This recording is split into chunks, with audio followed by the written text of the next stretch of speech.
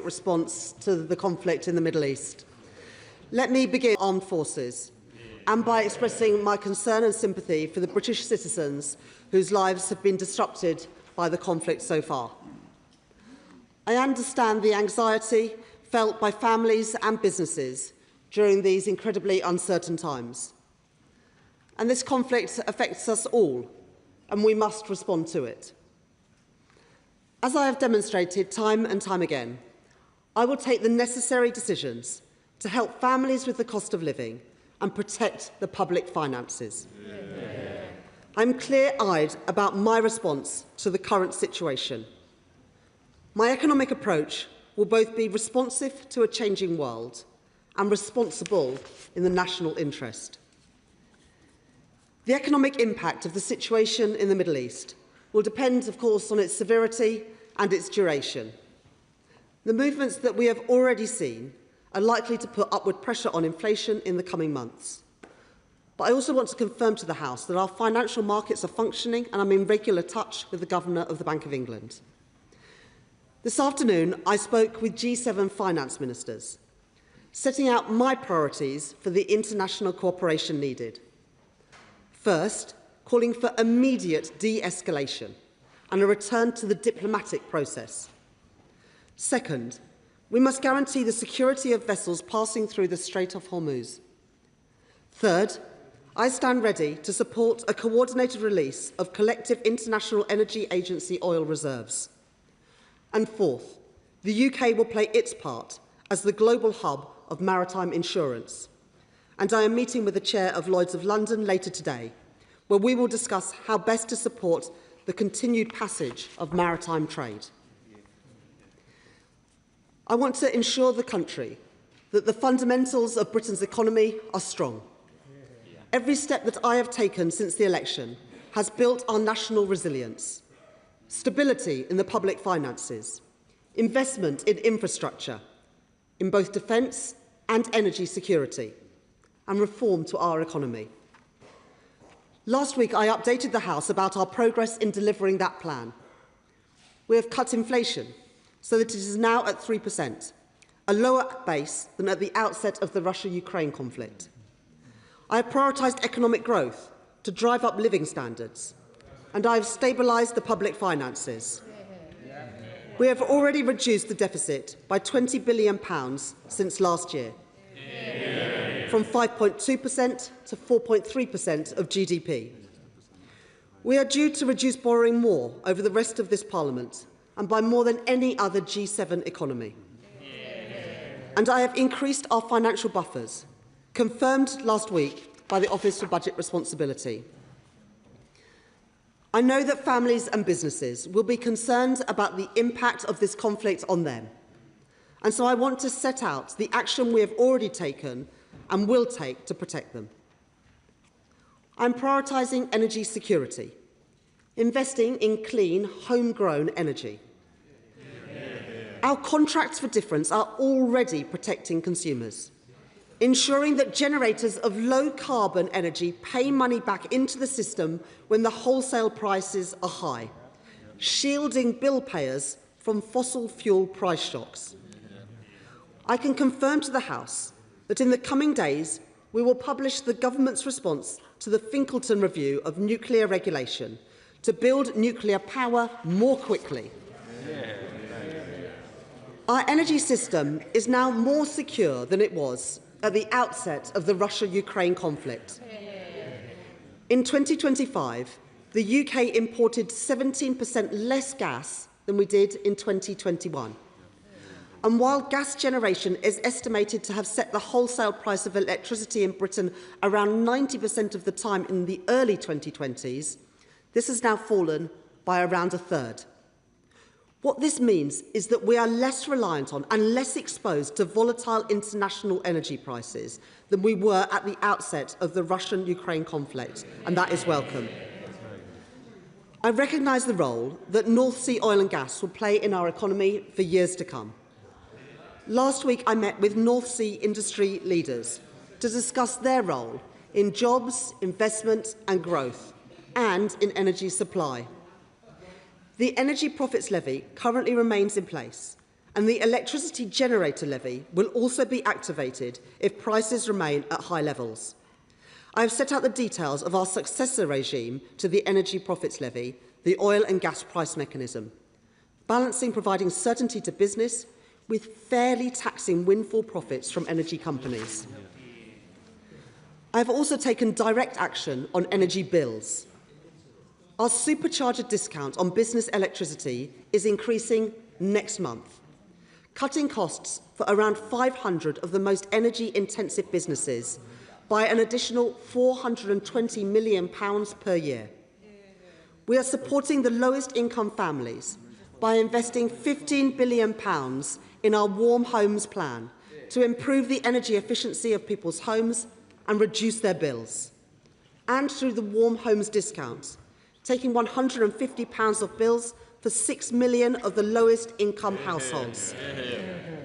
That is a doubling of the number of people who will receive the Warm Home discount compared with those plans that the previous government had.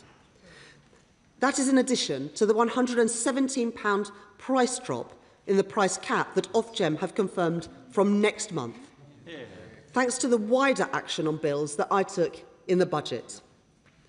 I want to be clear to families at home that despite the movements we have seen in energy prices in the last few days, the price cap for domestic bills for April will not change, giving families immediate certainty on their bills until at least the end of June. However, I recognise that households who use heating oil face unique challenges, and so I have asked the Financial Secretary to the Treasury to lead discussions with officials and with rural and Northern Irish MPs to explore further action that we can take, and those meetings will happen on Wednesday. The current conflict only increases the importance of the action I took at the budget to reduce energy bills. A rapid de-escalation in the Middle East remains the best way to protect us from rising energy bills. But as the situation continues to unfold, my priorities will continue to be helping families with the cost of living and protecting the public finances. I am also taking action to ensure that people pay the lowest possible price at the pump. In November, I extended the 5p per litre cut in fuel duty for a further 5 months and ensured that fuel duty will not increase in line with inflation this year. Petrol is more than 8p per litre cheaper today than it would have been under the plans that we inherited at the election. And that discount increases to 11p per litre next month once that extension takes effect. The new cheap fuel finder that I confirmed at the budget is currently being delivered, helping consumers find the cheapest price for their fuel. Almost 90% of petrol retailers have already registered for this. And last week, I instructed my officials to accelerate the integration of the cheaper fuel finder with MAP applications. This week, I am meeting with petrol forecourt operators, and I will not hesitate to call out retailers who fail to provide data to the fuel finder. I am clear that the best way to keep prices at the pump low is rapid de-escalation, and I will continue to monitor prices as the situation develops. I have also asked the Competition and Markets Authority to be vigilant across prices, including essentials like road fuel and heating oil. Let me be absolutely clear. I will not tolerate any company exploiting the current crisis to make excess profits at consumers' expense. I am proud to be the Chancellor that is delivering the biggest uplift in defence spending since the end of the Cold War. And I am committed to giving our military the resource that they need. That is why I can confirm today that I approved access for the Ministry of Defence to the Special Reserve to deploy additional capabilities in the Middle East, meaning that no net additional costs of these operations will be funded by the MOD, but instead will be funded by the Treasury. Mr. Speaker, Madam Deputy Speaker, we don't yet know how long the conflict will last or what further action will be required. But it is my duty to be responsive in an uncertain world and responsible in the national interest, to protect the public finances and help families with the cost of living. That is what the Prime Minister is doing. That is what I will continue to do, and I commend this statement to the House. Shadow Chancellor Melstride. Thank you, Madam Deputy Speaker. And can I thank the Chancellor for advanced sight of her statement and add our firm support for our armed forces. Madam Deputy Speaker, as the Chancellor has made clear, these are very serious and concerning times, and the developments in the Middle East are already having profound consequences for our economy. Oil prices have surged above $100 a barrel for the first time since the 2022 energy crisis. That alone is enough to have huge knock-on effects for households and businesses. Families filling up their car will already have noticed petrol prices increasing. Fixed-price energy tariffs have either been increased or pulled from the market. So we are already seeing British households worse off as a result of this conflict. I'm grateful to the Chancellor for updating the House on the meetings with other G7 finance ministers, and I welcome her commitment to support action to ease pressure on global supply by using strategic oil reserves. That, however, will only go so far. As the Chancellor said, the longer this conflict continues, the more likely it is that we will see a sustained period of higher prices. Of course, that in turn will also have implications for interest rates and for our cost of borrowing. The longer this lasts, the more likely it is that higher inflationary expectations become anchored. If that happens, monetary policy will need to adjust accordingly, which may mean higher mortgages for homeowners who have only just begun to see some relief. And of course, gilt markets have already been responding to these events, which could mean that forecasts we were given just last week from the OBR end up looking very, very different. We must continue to monitor developments closely.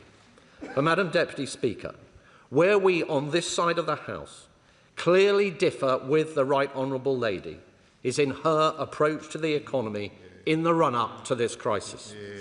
Her gross mismanagement has left us far more vulnerable than would otherwise have been the case. Inflation, to which she refers, was bang on target when we left office. But thanks to the Right Honourable Lady's choices, it rose back up to almost 4% last year, the highest in the G7. And inflation remains elevated. That is far from ideal, given the threat of a significant further spike in energy prices. And of course, extraordinarily, the Chancellor has just now reconfirmed that the government will press ahead with a rise in fuel duty later this year. And borrowing is running higher than was forecast when the government took office. We are spending well over $100 billion a year on debt interest alone. That leaves us far more vulnerable to rising borrowing costs. And the government, of course, is continuing to impose ruinously high taxes on our oil and gas sector and choosing to rely on imports instead of maximising our own domestic energy supply. That is proving to be an incredibly short-sighted approach. But as the Right Honourable Lady has just told us, there will be no change in direction. That is the wrong choice. And more broadly, of course, business confidence has hit record lows and unemployment has risen back to pandemic levels. So our economy is weaker as a direct result of this Chancellor. Now, last week, Madam Deputy Speaker, at the spring statement, the Right Honourable Lady had an opportunity to change course, but instead we got no action at all. Just breathtaking self-congratulation and denial. She had a vital opportunity to come to this House with a plan to get the economy growing. But she did not do that, not least because this week government have caved into their own backbenchers, who prefer higher welfare spending over fixing our economy. So today, let me reiterate our offer to support the government if, even at this late stage, and particularly given the gravity of the current global outlook, they do the right thing, show some backbone and come forward with a proper plan to cut welfare spending and strengthen our economy so we can properly support hard-working families through this difficult time. This is the very least that the British people deserve. Finally, Mr. Speaker, could I ask the Right Honourable Lady, will she urgently reconsider her decision to implement the first increase in fuel duty in 15 years? Likewise, to urgently reconsider her decision to continue with the crippling taxes being imposed on North Sea oil and gas producers. On the Fingleton review on nuclear, can she clarify if the government is accepting all those recommendations as ministers previously committed to do? Can she give further details on what additional economic action is under consideration internationally if the conflict continues? What measures is the government considering to support households in the event of a sustained period of higher prices, and what action is being considered as part of the Financial Secretary's work to support those reliant on heating oil? Are the government tracking the Iranian regime's illegal funding sources to ensure UK financial systems are not facilitating funds that are being used to support repression? And can she confirm that there is sufficient resource available in the Special Reserve so that our brave servicemen and women have the support they deserve? Chancellor of the Exchequer. Thank you, Madam Deputy Speaker, and I thank the Right Honourable Member for his questions. The Government believes that the best way that we can protect families and businesses from this conflict is through de-escalation. And we heard nothing in the Shadow Chancellor's response about what the opposition's view is on de-escalation. We believe that it's important that we get back to the negotiating table and don't escalate this conflict. I'm not that sure that that is the view of the opposition party. But we also know that commitment to greater energy security can help guard against shocks. And after inaction and delay from the Conservatives when they were in government for 14 years, this Labour government is committed to investing and building new nuclear, and that's why we're backing Sizewell C and also small modular reactors, both funded at the spending review, neither funded by the previous government, because this government is backing Britain's energy security.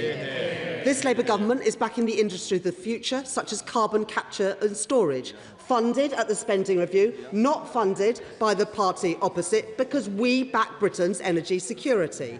And through the National Wealth Fund, we are investing in floating offshore wind and in our docks, funded in the spending review, not funded by the party opposite, because we back Britain's energy security. In 14 years, the Tories did nothing. So they failed when we needed new nuclear. They stood by and allowed the loss of gas storage facilities at RAF. They failed to fix the broken planning system to enable us to build renewables. And they had an effective moratorium on onshore wind, which is the cheapest form of energy.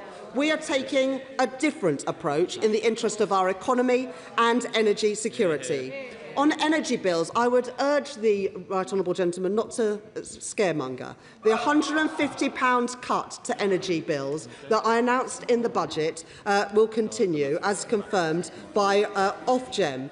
We removed the failed eco scheme and we removed a number of levies off of bills. On heating oil, those conversations will happen this week and we are working closely with MPs, with colleagues in Northern Ireland to make sure that things are working well. But the Minister at Desnes met with the heating oil sector on Friday and spoke this morning to the Competition and Markets Authority.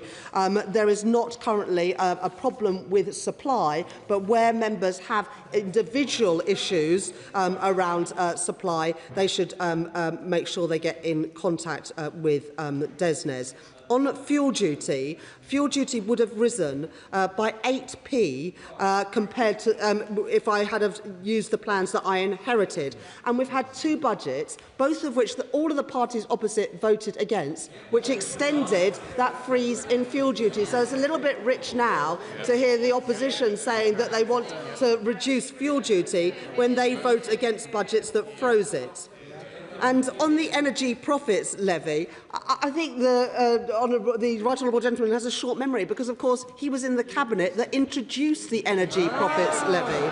And they introduced it for a reason, because of the windfall profits that were being made by the energy companies and the need to help consumers with bills, which is exactly what we have done.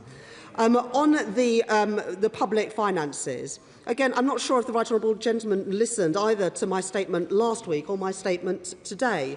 The deficit has reduced from 5.3% to 4.2% of GDP. It's the first time in 6 years that the budget deficit has been less than 5% of GDP. And in fact, in the 14 years that the Conservatives were in office, borrowing was higher than the G7 average. It is now lower than the G7 average, and it's coming down in every year of this Parliament. And on inflation, I'm not going to take any lessons from the party that took inflation to more than 11%. Under policy supported by the party opposite. And on welfare, I've got to say, for the former Work and Pension Secretary to say that we should be spending less on welfare, well, it would have been nice if he'd have done something about it when he was in charge. We are reforming the welfare system that they broke.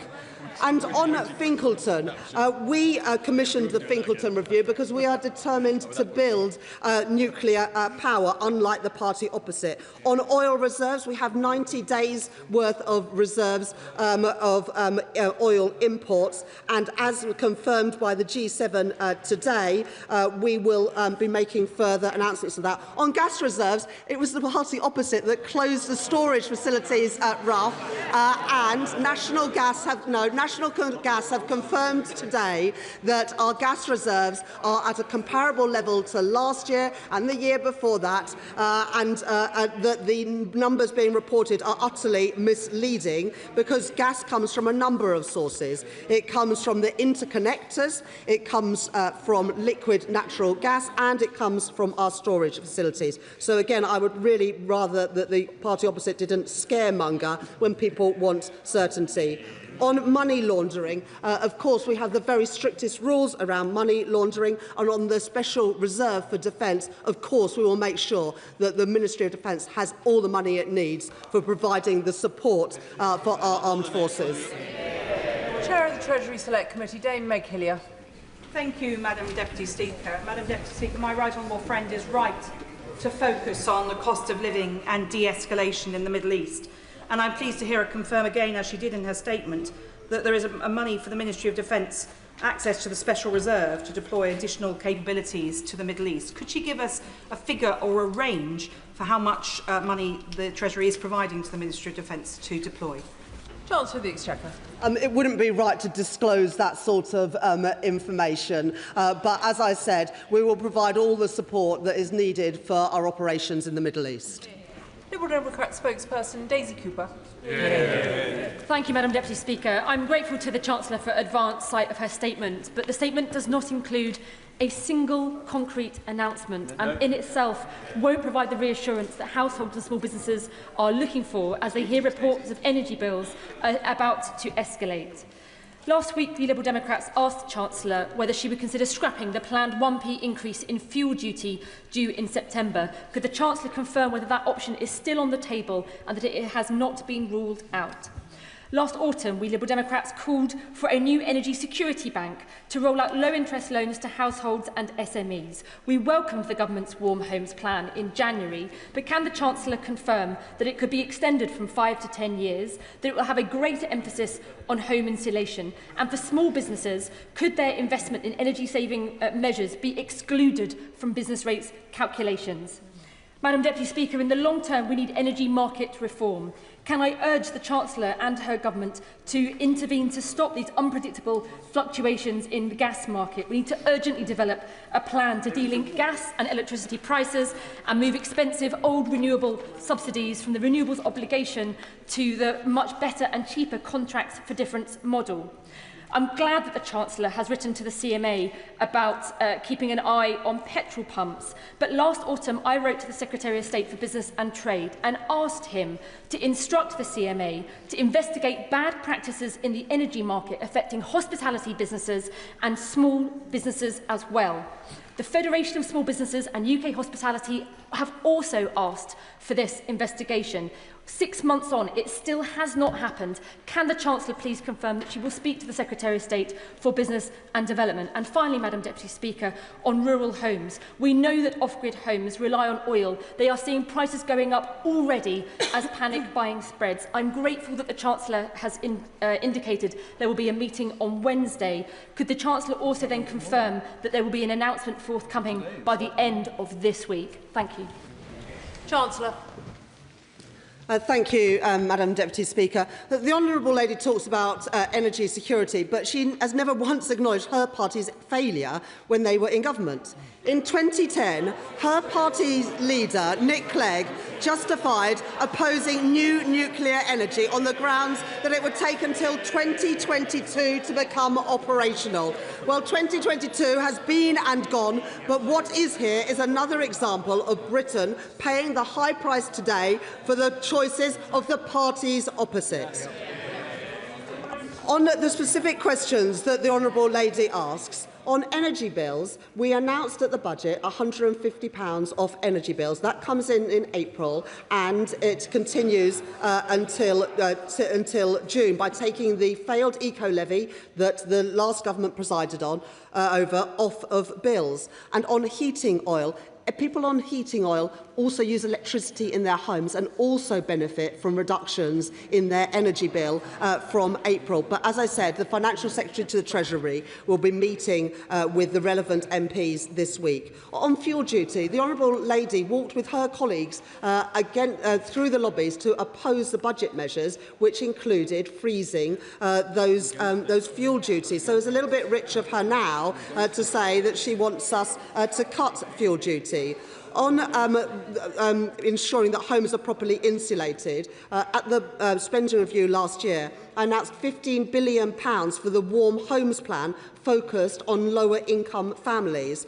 On contracts for difference, the Honourable Lady is absolutely right that the contracts for difference are absolutely crucial in weaning ourselves off imported oil and gas, and we are in a better place because of the auctions and the CFDs that we have been doing, and the energy infrastructure which we've been building and can build because of the Planning Infrastructure Act, which the parties opposite opposed.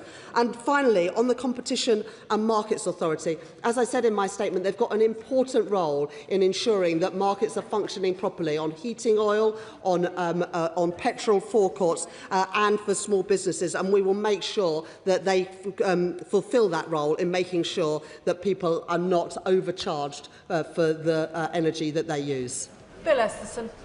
Thank you, Madam Deputy Speaker. Can I welcome the Chancellor's commitment to giving us energy security through reducing our dependence on international fossil fuel markets and moving to clean energy instead? Can I also welcome what she said about her support for jobs and investment in the North Sea, and her commitment especially to protecting consumers through the Warm Homes Discount, the Warm Homes Plan, and indeed the commitment she made in the budget to taking £117 off consumer bills. She quite rightly pointed out the dire record of the parties opposite on new nuclear. 14 years where they failed. So will she give the commitment that this government will add to its already announced successes on Sizewell C and on SMR, and give that certainty of policy to the industry through a fleet approach both to large scale and to small modular reactors? Chancellor. I thank my honourable friend for that question. Already we have signed off commitment to both Sizewell C, a publicly funded nuclear power station, and also small modular reactors, which we will build with Rolls-Royce in North Wales. And the purpose of the Finkleton review is that we can build those quickly and cheaply, as the current situation more than ever demands. Sir Jeremy Hunt. Thank you, Madam Deputy Speaker. When I was doing her job, the Treasury rule of thumb was that a 20% increase in energy prices meant 1% more on inflation and 0.5% less on growth. The truth is, it is much too early to know whether she is going to have to find £78 billion to help households with energy bills, as I had to in 2022. But what we do know is that the world is much more dangerous and there are some big problems in our defence budget. I welcome the fact the government is now committed to increasing defence spending to 2.5% of GDP. But nearly 2 years on from when the previous government made the same commitment, it is clear that that is not enough. So will she unblock the arguments between the Treasury and the MOD and outline a timetable whereby defence spending increases to 3% of GDP and we are able to defend our interests in the Middle East and our allies in Europe, as this whole House would wish? Chancellor. Thank the right honourable gentleman for his question. And I think this point about it being too early to tell the impact is really important. Of course, we will take the necessary actions to protect consumers and businesses. But the most important thing we can do at the moment is de-escalate the conflict and work with Lloyd's of London and with countries around the world to get those vessels flowing through the Strait of Hormuz. That is what is absolutely key for containing the rises in energy prices. On defence spending, in his manifesto, they committed to getting to 2.5% by the end of the Parliament. We're going to get to 2.6% by April next year. Then we've made further commitments to 3% and then 3.5%. Obviously, we've got a spending review coming up next year where these decisions will be taken in the round. I'm only planning to run this statement until 5:45, so members and indeed the Chancellor can all help each other by asking very short questions, please. John Grady. I'm obliged, Madam Deputy Speaker. The root cause of this issue in Britain is our excessive reliance on gas. That is why consumers in Glasgow East pay much more for the energy. And the Conservatives had an offshore wind auction with no bids. They had an offshore wind moratorium, and the SNP are against any new nuclear power stations. Would my right honourable friend, the Chancellor of the Exchequer, agree with me that we must double down on nuclear, onshore and offshore wind to attack the root cause of our energy costs?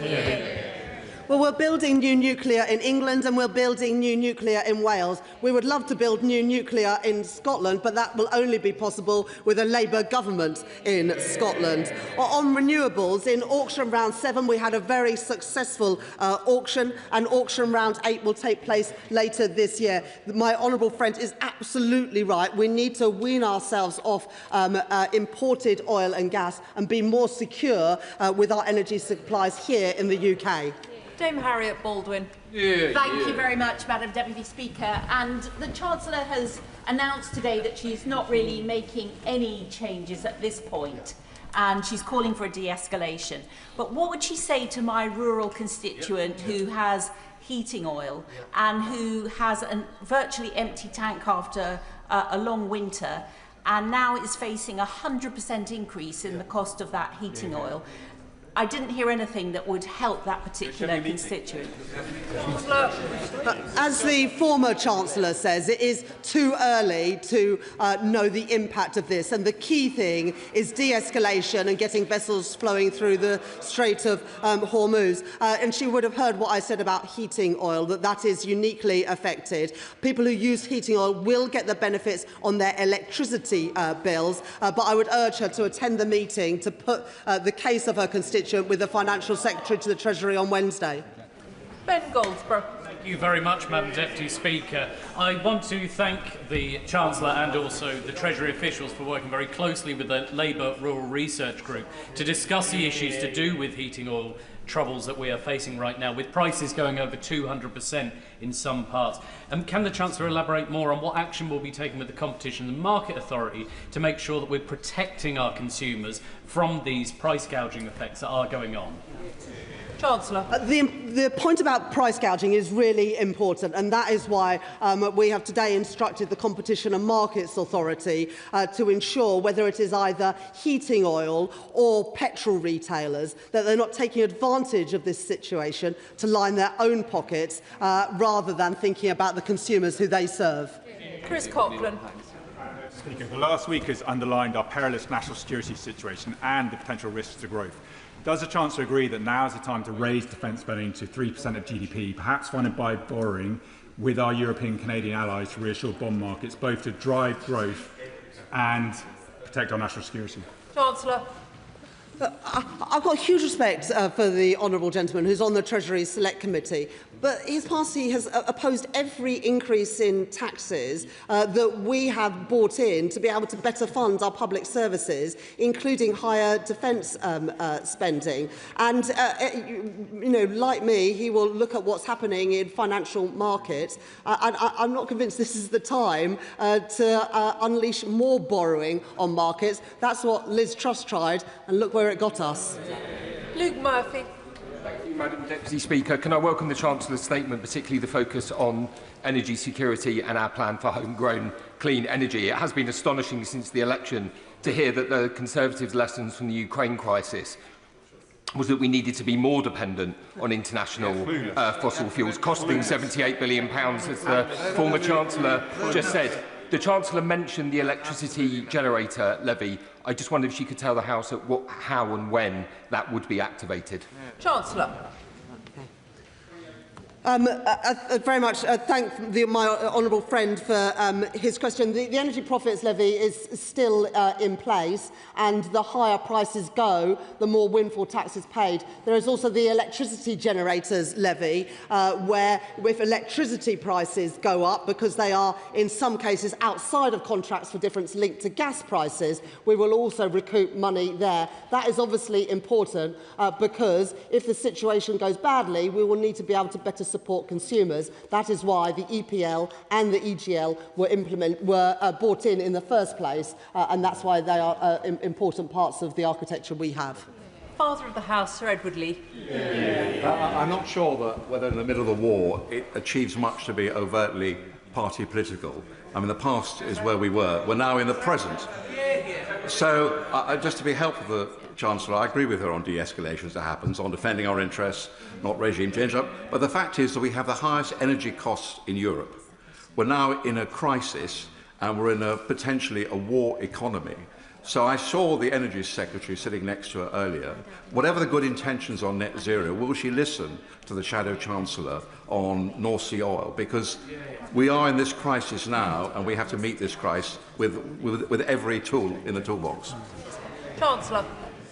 I thank the honourable gentleman for that question, and he's absolutely right. The best way to reduce prices for businesses and families in all of our constituencies is to de-escalate and ensure that vessels can get through the Strait of Hormuz, and that is our focus. But what this crisis, as well as Russia's illegal invasion of Ukraine, shows us is that we have got to win ourselves off oil and gas. We are better placed now than we were when Russia invaded Ukraine, because we get more of our electricity through contracts for difference than we did then, and we are less reliant on gas prices to set our overall energy prices. But this shows that we need to do more to invest in both nuclear and in homegrown renewables, so we are not so reliant on imports. But as I said in my statement, I met with the North Sea oil and gas leaders last week to talk about how we can support them during this time to make sure that we have access to the reserves that we need.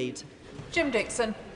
Thank you, Madam Deputy Speaker. Can I thank the Chancellor for her statement? It's vital for residents in Dartford and across the country that they know that the government has their back when it comes to fuel bills going forward. Does the Chancellor agree with me that the economic stability that she set out last week in the spring statement means that the economy and consumers are much less vulnerable to the price shocks coming from the Middle East than they would otherwise be?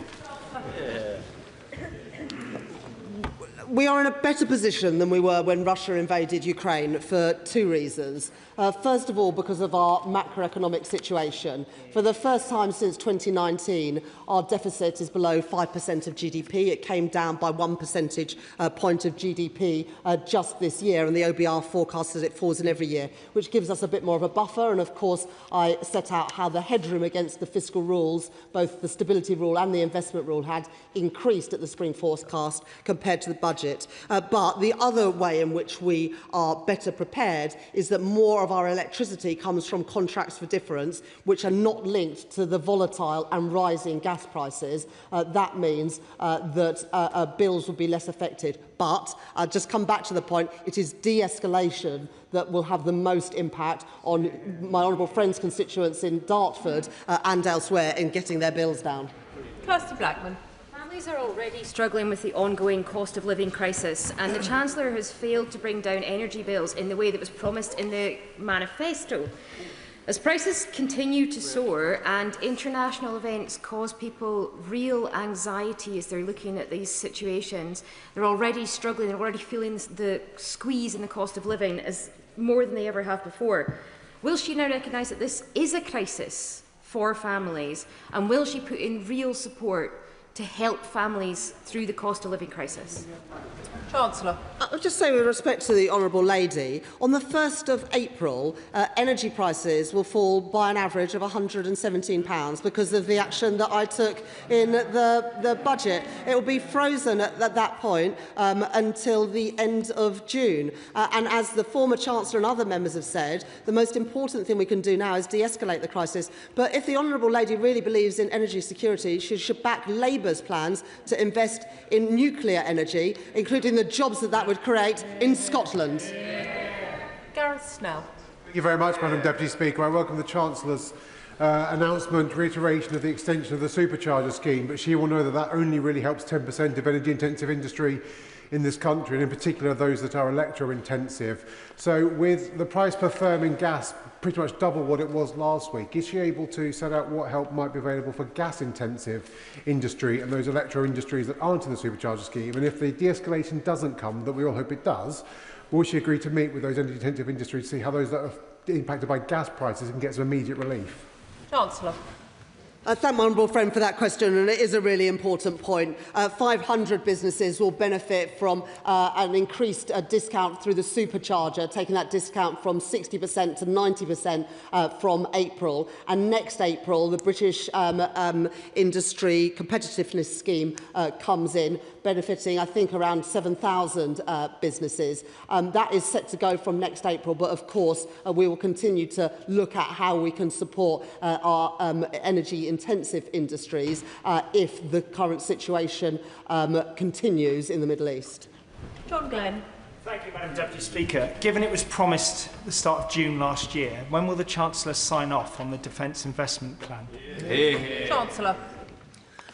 Well, thank the honourable gentleman for that question. I have huge respect for him for the time he spent at the Treasury. As the honourable gentleman knows, the previous government committed to get to 2.5% by the end of this Parliament. We're committing to bring that forward, and by April next year, we will be spending 2.6% of GDP. We will set out the Defence Investment Plan based on the strategic defence review that we did, and of course the previous government didn't even bother to do a strategic defence review.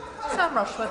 Thank you, Madam Deputy Speaker. I've already got constituents in places like Weardale, Teesdale and Gornless Valley who are paying double for their heating oil to what they would have paid a week ago, and some of them simply can't afford to fill up their tanks. Thanks to the fiscal headroom that this Chancellor has created, there is money in the system to support them.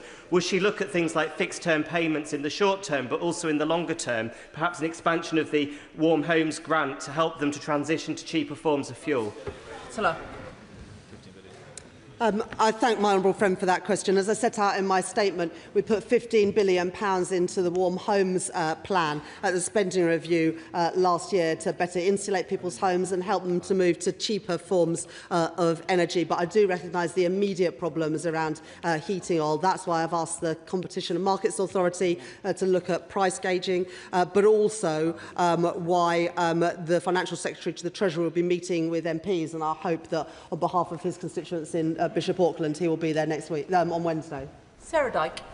Deputy Speaker. Since the outbreak of the conflict in the Middle East, heating oil prices have increased by over 100%. It's a harsh reminder that relying on volatile fossil fuel markets leaves households financially vulnerable. Many rural households off the gas grid, like Julian from East Lambrook, aren't protected by the energy price cap. So does she agree that this is unfair on rural communities? And will she take steps to develop a mechanism to protect these householders from damaging global fossil fuel price shocks? Chancellor.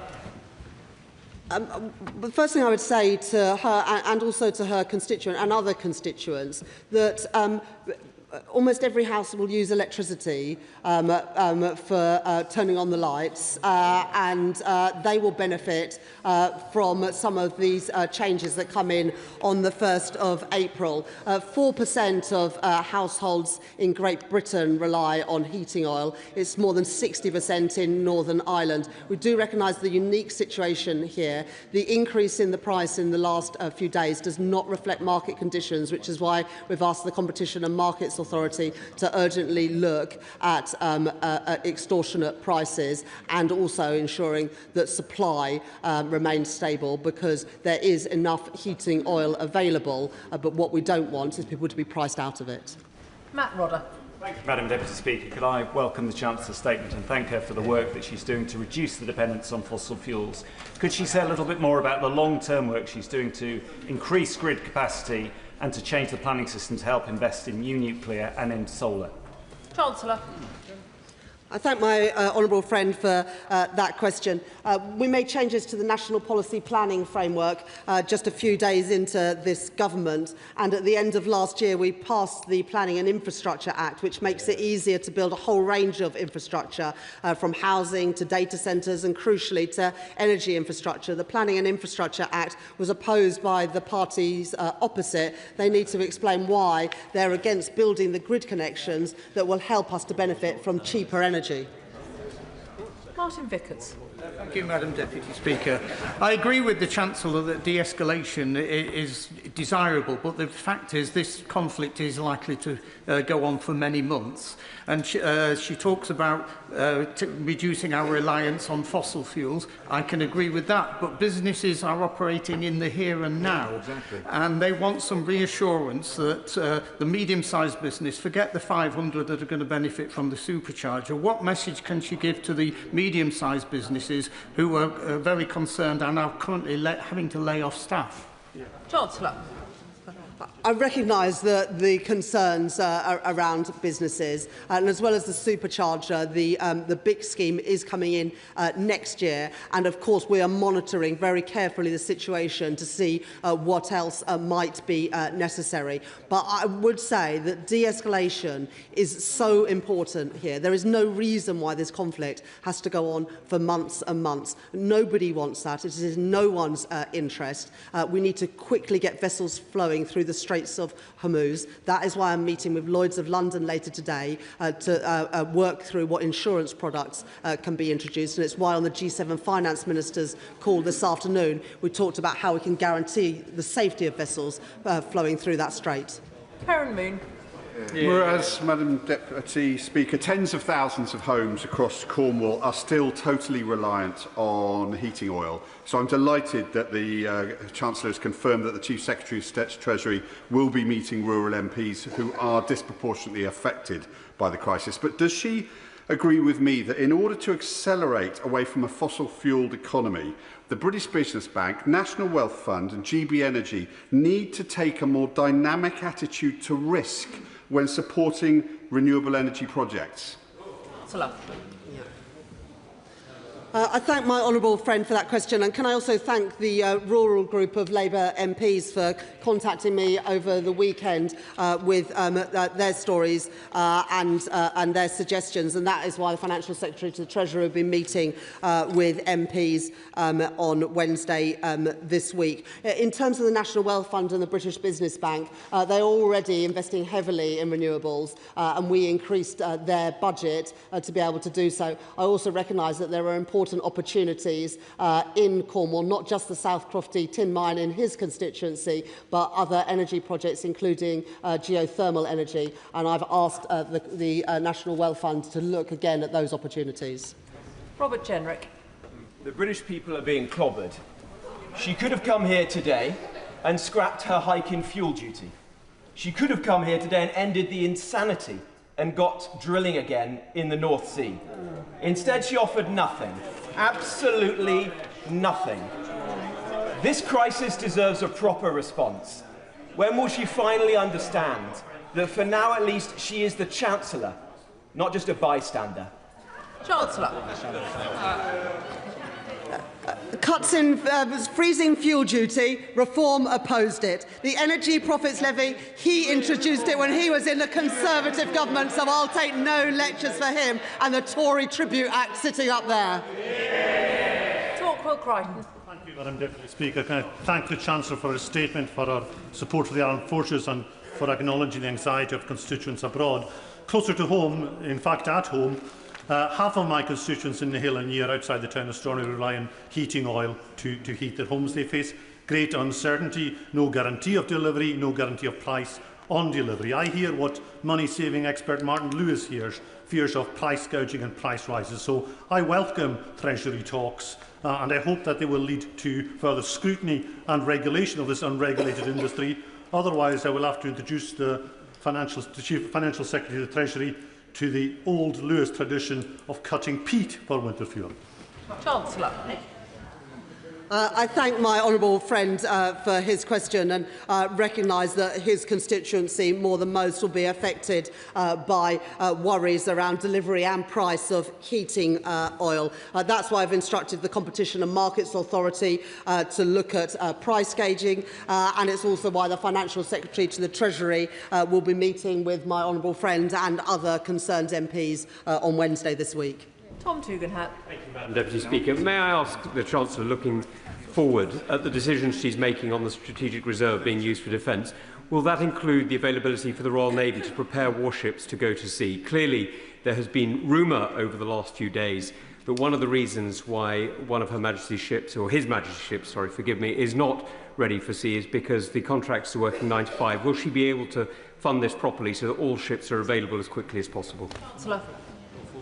I thank the honourable gentleman for that question. I confirm that there are no financial impediments for warships going to the Middle East, and that money through the strategic, the special reserve is absolutely available for personnel and contracts for all of our operations in the Middle East. Alex Baker. Madam Deputy Speaker, as the Member of Parliament for the home of the British Army, can I thank the Chancellor for her support for our armed forces.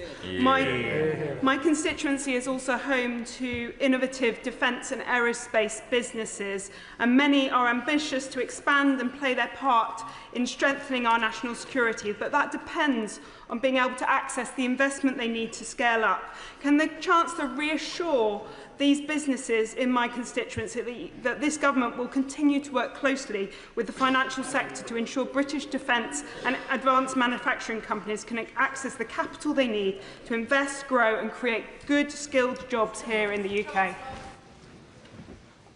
I thank my honourable friend for that question. As my honourable friend knows, we have increased the funding available to both UK Export Finance and the National Wealth Fund to invest and support our defence industry. And also I support the work that my honourable friend and the honourable member for York Outer are doing in ensuring that the financial services sector also lends to defence businesses, including scale-up businesses.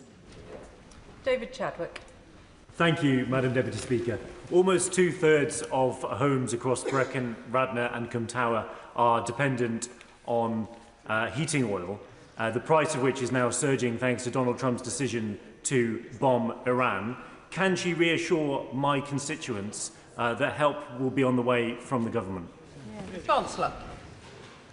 Thank the honourable gentleman for that question. The meeting with the Financial Secretary to the Treasury will be open to all MPs and is on Wednesday this week, and I very much urge him to attend that meeting. We are aware of the unique situation concerning heating oil. That's why I've instructed the Competition and Markets Authority, but are also keen to hear directly from MPs. Calvin Bailey. Thank you, Madam Deputy Speaker. The impacts of this conflict spiralling are serious and will fall upon our constituents' pockets. So I welcome the Chancellor's statement and measures to address these. And yet, last week, the Honourable Member for Clapton was in the United States attempting to lobby against our national interests, on this occasion with a comical lack of success. So would my right honourable friend agree that the impact of living costs can only be compounded by the continued deeply unpatriotic interventions of the benches opposite? I thank the honourable and gallant, my honourable and gallant friend for his question, and also for his contributions in the debates last week as well. And my honourable and gallant friend knows how important it is to de-escalate, because it is our armed services personnel who would be the front line of any escalation of the crisis. And de-escalation, of course, is also in the interests of all of our constituents, whether it is on heating oil, the price paid at the pumps, or indeed on their mortgage rates. And that is why this government is putting all of our diplomatic efforts into de-escalating this crisis and reopening the Strait of Hormuz. Simon Hall. Thank you, Madam Deputy Speaker. As heating oil prices go up and petrol prices go up in rural North Dorset, my constituents are hearing the Chancellor echo one of her predecessors, I think, effectively saying, crisis, what crisis? She needs to, I think, actively get a grip on this. Motorists in rural areas use their cars because they have to. The vast majority of them are off-grid. They have no alternative to keep warm other than using heating oil. This is a crisis in costs taking place today, which meetings and letters to the CMA are not going to help or address. Can she confirm? She's mentioned that this meeting has been organised on Wednesday and that invitations have gone out for it. Is it? We don't need the honourable member for Swansea West gesticulating like some string. Order. The question is for. Forgive me. Sorry. Too long. Chancellor. I've got huge respect for the honourable member, and I thank him for his question. As the former Chancellor of the Exchequer says, it is too early to know what the impact of this crisis is going to be. It's why today I met with G7 Finance Minister colleagues, which I'm sure he welcomes, where we discussed the release of the International Energy Agency strategic oil reserves, for example, because what is needed to contain prices for all of our constituents is to make sure that we have the oil and gas on the market that we need, and that is why we are prioritising those diplomatic routes to de-escalate this crisis. Jonathan Davis. Thank you very much, Madam Deputy Speaker. I thank the Chancellor for his statement, because this is not just a worrying time for our national security but for our economy too. I am pleased to hear about the work that's going on with the Competition and Markets Authority in respect of consumers of heating oil. But perhaps I could suggest to her that she has a conversation with her colleagues in Desnes to expedite the £1 billion worth of community energy investment coming through the local power fund and focus that investment as quickly as possible into rural areas like mine in Derbyshire, because if this is going to be a protracted conflict, that's something that could make a difference. I thank my honourable friend for that question, and I put in £1 billion for the Community Investment Fund in local energy schemes in the spending review last year to make sure that communities are more self-reliant for their basic energy needs. That is a lesson from Russia's invasion of Ukraine, and it is also the lesson of this conflict in the Middle East, that we need to be more resilient, more secure as an economy, and that is exactly what we are doing. Healey Chowns. Thank you, Madam Deputy Speaker.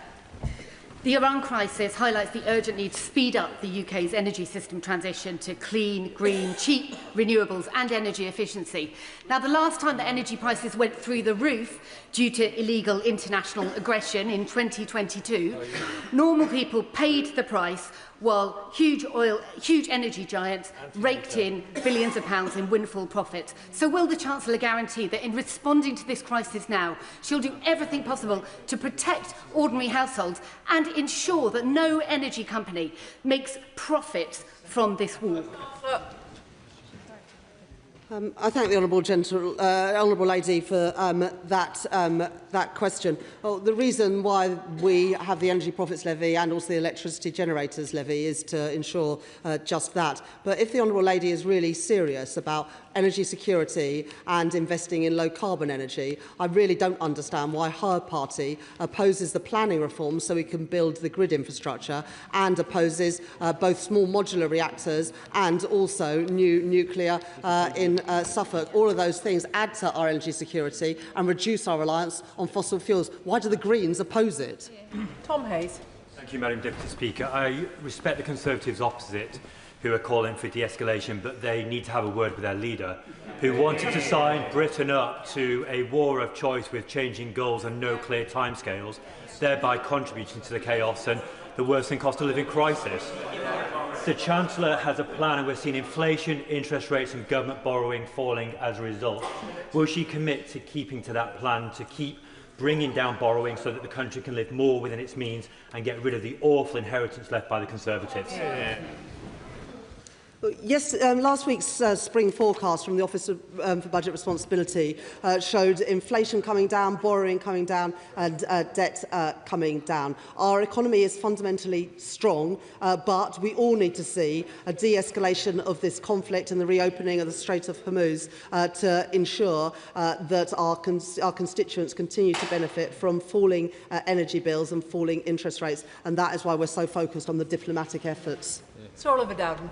As the Chancellor has repeatedly said, at the root of the current economic crisis lies the closure of the Straits of Hormuz. So what conversations has the government had with the Trump administration, both about insurance, but more importantly, about deploying UK military assets to secure the reopening of the Straits? And would she agree with me that a more robust approach might reassure our friends and allies in the Gulf who invest so much in the United Kingdom, and where our presence has been noted in its absence? I thank the honourable gentleman for that question. There are two things that are needed to reopen or effectively reopen the Strait. The first is security for vessels passing through it, and that will require a cross-country action involving, of course, the US, but also the UK, France, and we all stand ready to do that, and that was one of the things that we discussed on our G7 finance ministers call today. But once that is provided, we also need to make sure that there are appropriate insurance products in place. We're working again with Lloyds and with the US administration. We are the global leader in maritime insurance, and so we've got an important role to play to ensure that those vessels are properly insured once they do start to move again. Josh Newbury. Thank you, Madam Deputy Speaker. The Chancellor has taken decisive action to bring down energy bills, but as she noted, those who rely on heating oil are often the most exposed to sudden price shocks. Even in my fairly urban constituency, there are hundreds of households in this position, and some have been in touch with me because the cost of heating oil has doubled in a week due to the effect of the Iran conflict. So as the Chancellor works to shield the British public from the economic fallout, will she make sure households on heating oil are protected from the shocking increases we're currently seeing? It is important that the players in the heating oil sector behave responsibly and do not seek to profiteer from this current conflict because it is their customers who will lose out, which is why we've instructed the Competition and Markets Authority to guard against that price gorging. I know that he will attend the meeting with the Financial Secretary to the Treasury on Wednesday to make those representations, but the best thing that we can do is to de-escalate and get those vessels flowing to get that oil and gas moving. Helen Morgan. Very much, Madam Deputy Speaker. 1 in 3 households in North Shropshire are dependent on heating oil, and I declare an interest because mine is one of them. People have been in contact with me since last week, concerned about the rapid escalation of heating oil costs. I welcome the Chancellor's announcement that she recognises that problem and wants to act on it. Can she outline in more detail what kind of remedy she's envisaging and how soon we might be able to see it put in place? I said in my statement that despite what we did in the budget last year to take £150 off domestic energy bills, there is a unique situation with regard to heating oil. That's why I was pleased to receive representations over the weekend on it. The Treasury are working through those proposals, and it's why the Financial Secretary to the Treasury will meet with MPs this week. But the reason why prices are going up is because of the challenges in getting oil and gas out of the Middle East. That's why it's so important to de-escalate, but it is wrong for anyone to profiteer off the back of this crisis. Luke Charters. Thank you, Madam Deputy Speaker. Many of my constituents stranded in the Middle East have been left out of pocket because of their travel insurance, and in my view as a former regulator, they have overly broad exclusion terms in those policies. So would my right honourable friend update the House on her meetings with the insurance sector, the FCA and consumer groups, and would she agree for the City Ministers to meet me to discuss this? Chancellor. I thank my honourable friend for that question, and I'm sure that the relevant minister, whether that is in the Department for Transport or indeed the Economic Secretary to the Treasury, meets with my honourable friend. It is important that everybody who wants to get home from the Middle East is able to do so. We welcome the work that the airlines are doing to get people home with the support of the government, but it's also important that people are not ripped off for that. Harriet Cross. Thank you, Madam Deputy Speaker. We've heard the Chancellor and others on the government front bench for months now saying that we'll be using oil and gas for years to come, and of course we will. No matter how much they wish that away now, we'll be using oil and gas for years to come. We must secure our supply. In her meeting this morning with G7 finance ministers, does any of them say that banning new oil and gas licences from the North Sea is a good idea? Or any of them banning themselves from their own energy resources? Chancellor.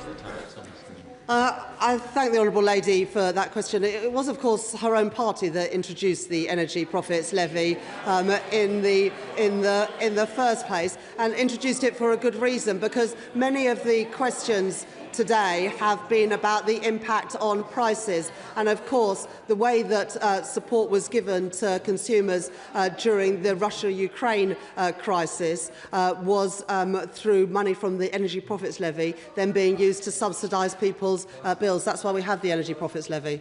Dave Robertson. Thank you, Madam Deputy Speaker. Can I thank the Chancellor for her statement today? She is absolutely right to take the action that she has on energy prices, particularly given that 20% of the world's oil is transported via the Straits of Hormuz. However, the Straits of Hormuz also transports over a third of the world's urea, almost half of its sulphur, and a significant amount of ammonia. So can I ask the Chancellor what steps she's taking to protect our farmers from spiking fertiliser prices at the same time as energy prices are rising? Chancellor. I thank my honourable friend for that question. We're working closely with DBT and DEFRA as well as business to understand the different parts of industry that will be affected by a protracted conflict. But this is just another reason why it is so important to de-escalate. That is exactly what we are seeking to do, and it is also why we are working with G7 allies focused on reopening the Strait of Hormuz, because that's the best thing we can do to bring down prices and ensure supply continues to flow. Saoirse Eastwood. Thank you, Madam Deputy Speaker. I welcome a statement this afternoon from the Chancellor. As she's already outlined, Northern Ireland is uniquely exposed. Up to 70% of people right across Northern Ireland are reliant on home heating oil. Instead of meeting with me, would you be able to tell me that you have plans to meet with the Minister of Economy in Northern Ireland this week, and indeed my ministerial colleagues in the Northern Ireland Executive, to see how we can best support our people? Chancellor. It's really important to understand the extent of the impact on Northern Ireland. When we made this announcement of the budget, we did make money available for Northern Ireland to have their own scheme recognising the slightly different energy market in Northern Ireland. I know that the Financial Secretary to the Treasury, who's leading on this work at the Treasury, is meeting with his opposite numbers in the Northern Ireland Executive to make sure that we understand the challenges there and what we can do to best support. Tony Vaughan. Thank you, Madam Deputy Speaker. I thank the Chancellor for her statement, which really does underline the importance of new nuclear to boost our energy security. Many of us who back new nuclear also care deeply about nature, and Dungeness in my constituency is both a nationally important habitat site and a vital location for new nuclear. So does the Chancellor agree that we urgently need a reformed framework for habitat protection along the lines proposed by Fingleton Review so we can safeguard the environment and welcome new nuclear back to places like Dungeness? I thank my honourable friend for that question and also his pragmatic approach. We will be responding to Finkleton in the next few days and then legislating as quickly as possible to make it cheaper and quicker to build the energy infrastructure that we know we need. Sir Alex Shelbrooke. Thank you, Madam Deputy Speaker. Madam Deputy Speaker, defence industry supply chains really are desperately in need of the DIP. The Chancellor talks about the money that's being invested, but why is the Treasury not allowing the DIP to go forward? Because it's starting to become really critical and we need that infrastructure. Secretary of State is desperate for that infrastructure. We need to know when's that coming forward. It was the government's self-imposed deadlines, nobody else's. Well, we published the Strategic Defence Review earlier this year, and in the spending review last year, the biggest uplifts in spending were at the Ministry of Defence and at the Department of Health. The previous government said they were going to get to 2.5% at the end of the next Parliament. We're going to get to it to 2.6% by April next year, and that money is already being spent. He doesn't need to worry about that. Peggy Shanker. Thank you, Madam Deputy Speaker. I know that my constituents in Derby will be worried about the devastation that they see across the Middle East and will agree that de-escalation must remain a priority. But they're also worried about the impact on their weekly shopping bills, their petrol prices and their energy bills. Will the Chancellor agree with me that stability for our businesses and local people is absolutely vital given the volatility that we're seeing internationally? Chancellor. I thank my honourable friend for that question. That's why I'm pleased that since I became Chancellor, the Bank of England have cut interest rates 6 times, why we were able to take £150 off of energy bills and also freeze prescription charges and rail fares. And of course, in my honourable friend's constituency, you have Rolls-Royce, who will benefit both from small modular reactors and also the increased defence spending that is already going in. Ben Lake. 72% of households in Ceredigion and Preseli do not have a connection to the mains gas grid. And for those who fill their tanks over the weekend, the consequences of the Iran crisis have become very, very real. For those who are still to do so, they're very anxious to learn of when any potential support that might be agreed on Wednesday will be brought forward. Councillor. I recognise that there are significant challenges in some areas of Wales, as indeed there is in Northern Ireland, and I very much encourage the honourable gentleman to attend the meeting with the Financial Secretary to Treasury. We have already had representations over the weekend about what is needed, but I want MPs from all parties to be able to contribute to that. But the best way to reduce prices is getting that oil and gas flowing again, which is why it's so important to have both a military solution to get the Strait of Hormuz open, but also an insurance solution, which is what I'm working very closely on at the moment. Can I thank the Chancellor for her statement this afternoon, and I'll allow a few moments for the front benches to swap over. I appreciate a lot of members will be disappointed not to have got in this afternoon. I will try to prioritise them in the next statement, if at all possible. Which brings us to a statement from the Secretary of State for Defence. With permission, Madam Deputy Speaker, I wish to make a statement to update the House on the Middle East. And there's a lot to update, and I trust the House will understand. I want to start by praising our armed forces, who are working 24/7 to protect British lives and British interests in the region. From our 400-strong air defence teams in Cyprus, who I visited last week, to our counter-drone specialists in Iraq, our fast jet pilots in Qatar, our command specialists in the regional defence coordination centres, and everyone working on this crisis abroad and at home. Iran threatens us all, but it's our forces who feel this most acutely. So I'm sure the whole House will join me in thanking them for their outstanding dedication and for their professionalism. For protecting British lives, for keeping us safe, we want to say to them, you are the best of Britain in action. Madam Deputy Speaker, the UK's government approach throughout the current developments in the Middle East is founded on three principles. First, defensive, taking the necessary action to strengthen our collective defence. So we took steps from January, weeks before this current war with Iran began, to pre-position Typhoons, F-35s, counter-drone teams, radars and defence in the region, as well as the additional military capability we've sent since last Saturday when the Iranian retaliation attacks started. Second, coordination with allies.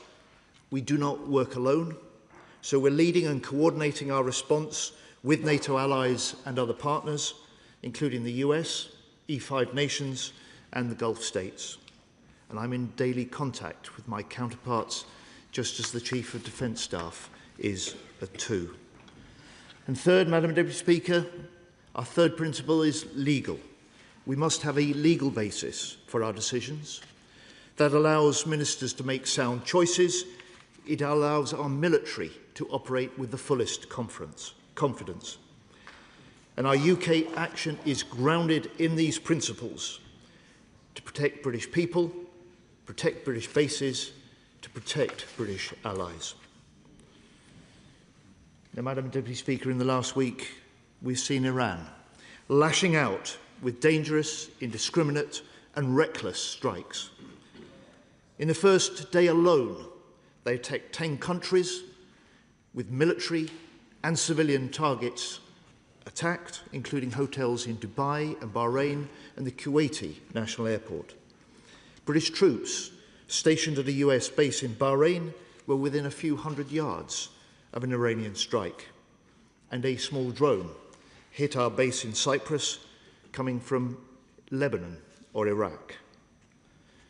And Iraq has now fired over 500 ballistic and cruise missiles and over 2,000 drones.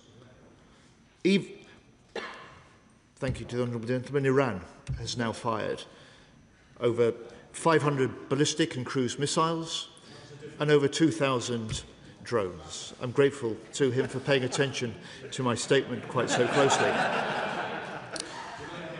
And even after the Iranian president's apology and promise to the Gulf states over the weekend, Iran still then struck multiple countries with drones and missiles, including Bahrain, where 32 civilians were injured in one attack and a desalination plant was hit in another.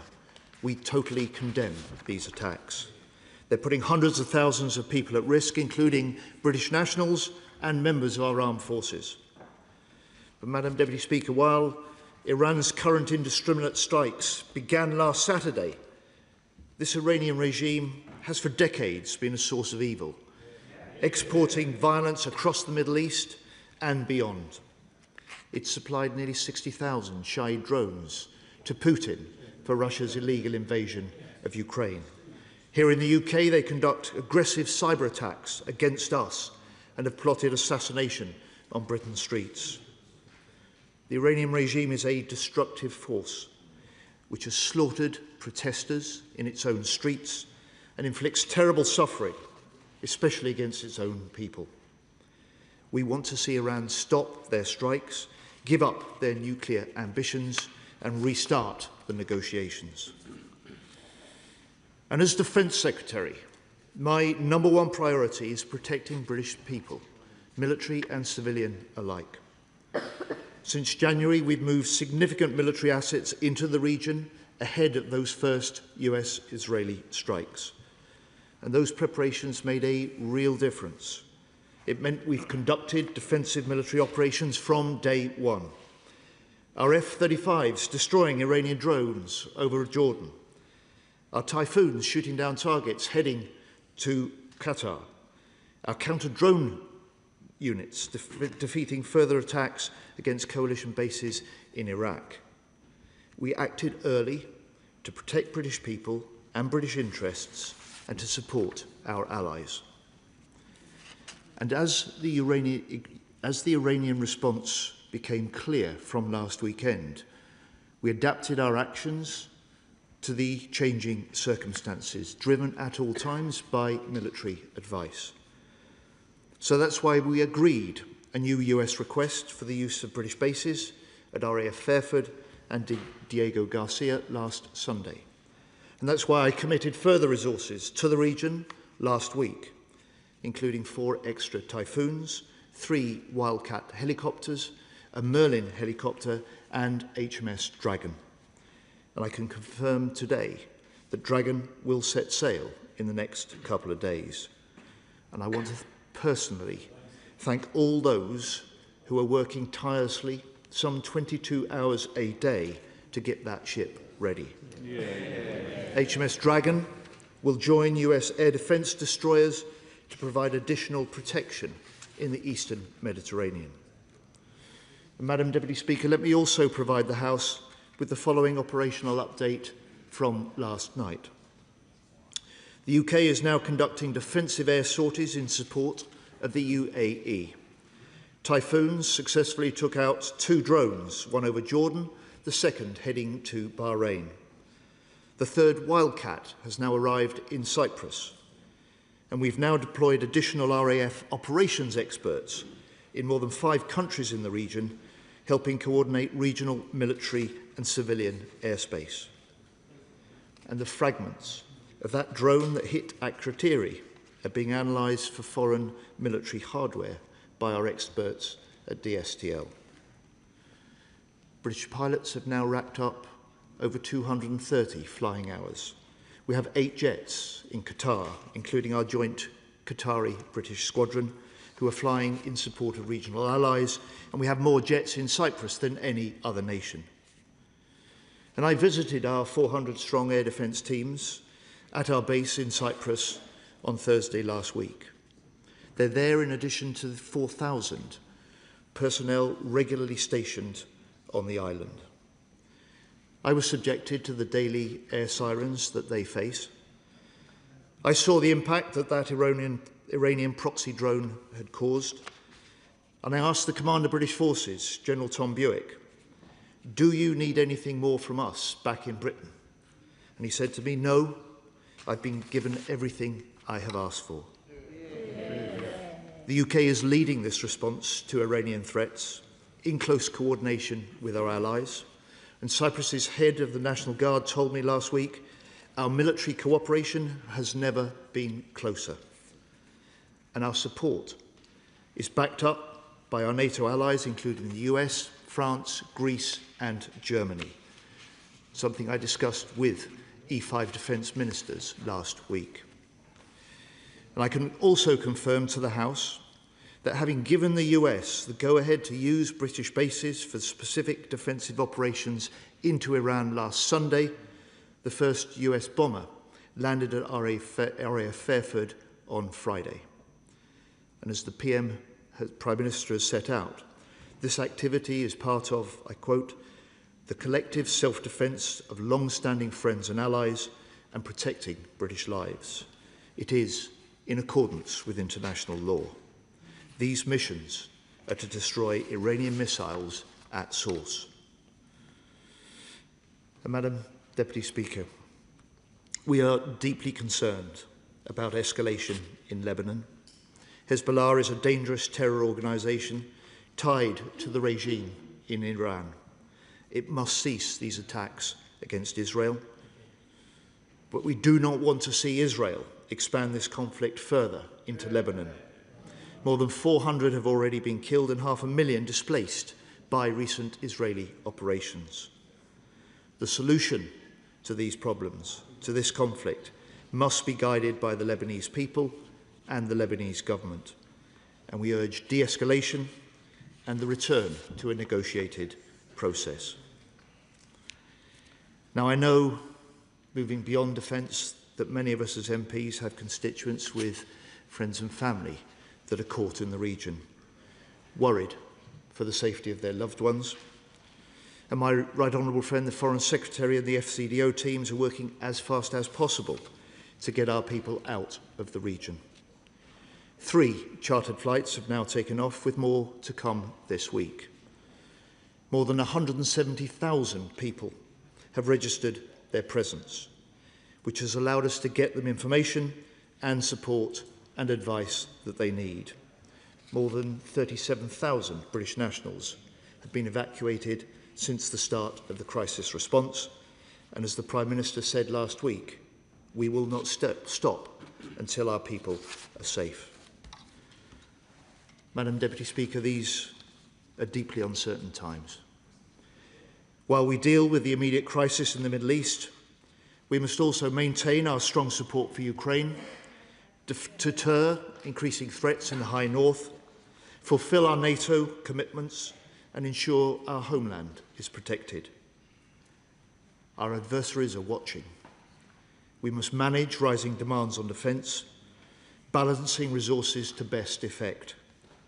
And we must also deal with the cost of living impact this conflict could cause, just as my right honourable friend the Chancellor has set out in her statement.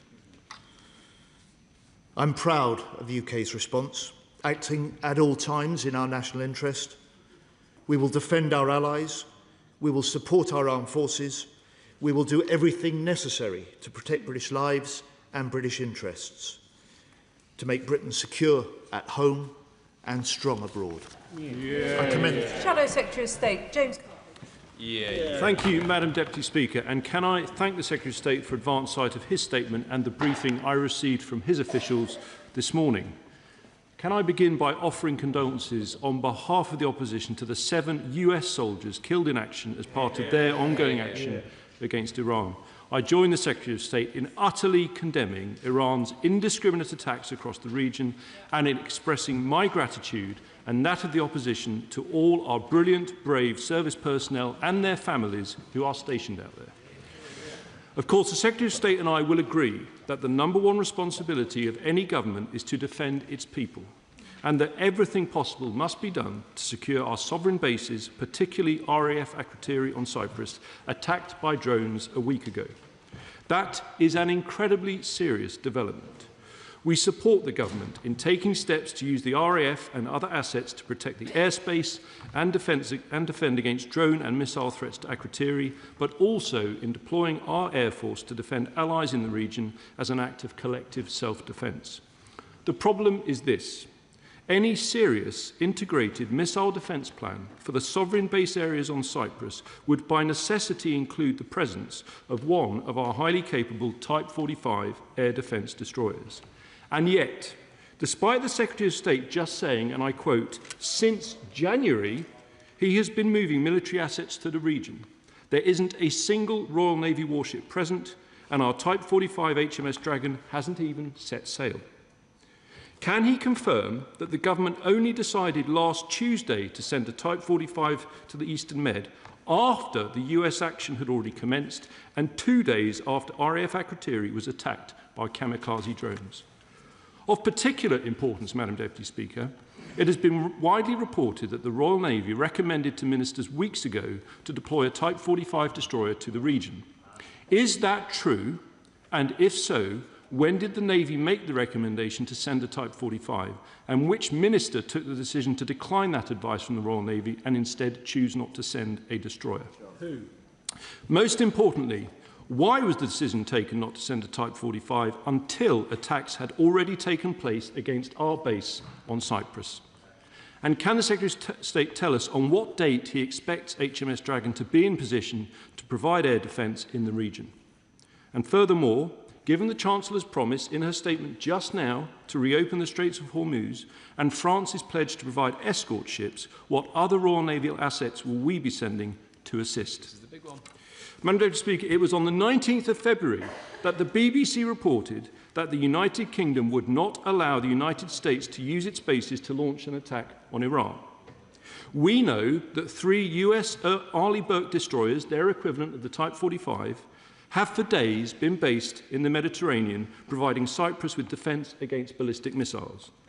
Doesn't this mean that until the Prime Minister's U-turn a week ago, that this Labour government were displaying the most extraordinary double standards to our closest military ally. On the one hand, denying the US the use of our bases, whilst on the other, relying on them to protect ours. Exactly. One of the bases in question is Diego Garcia, Madam Deputy Speaker, absolutely critical for launching US heavy bombers.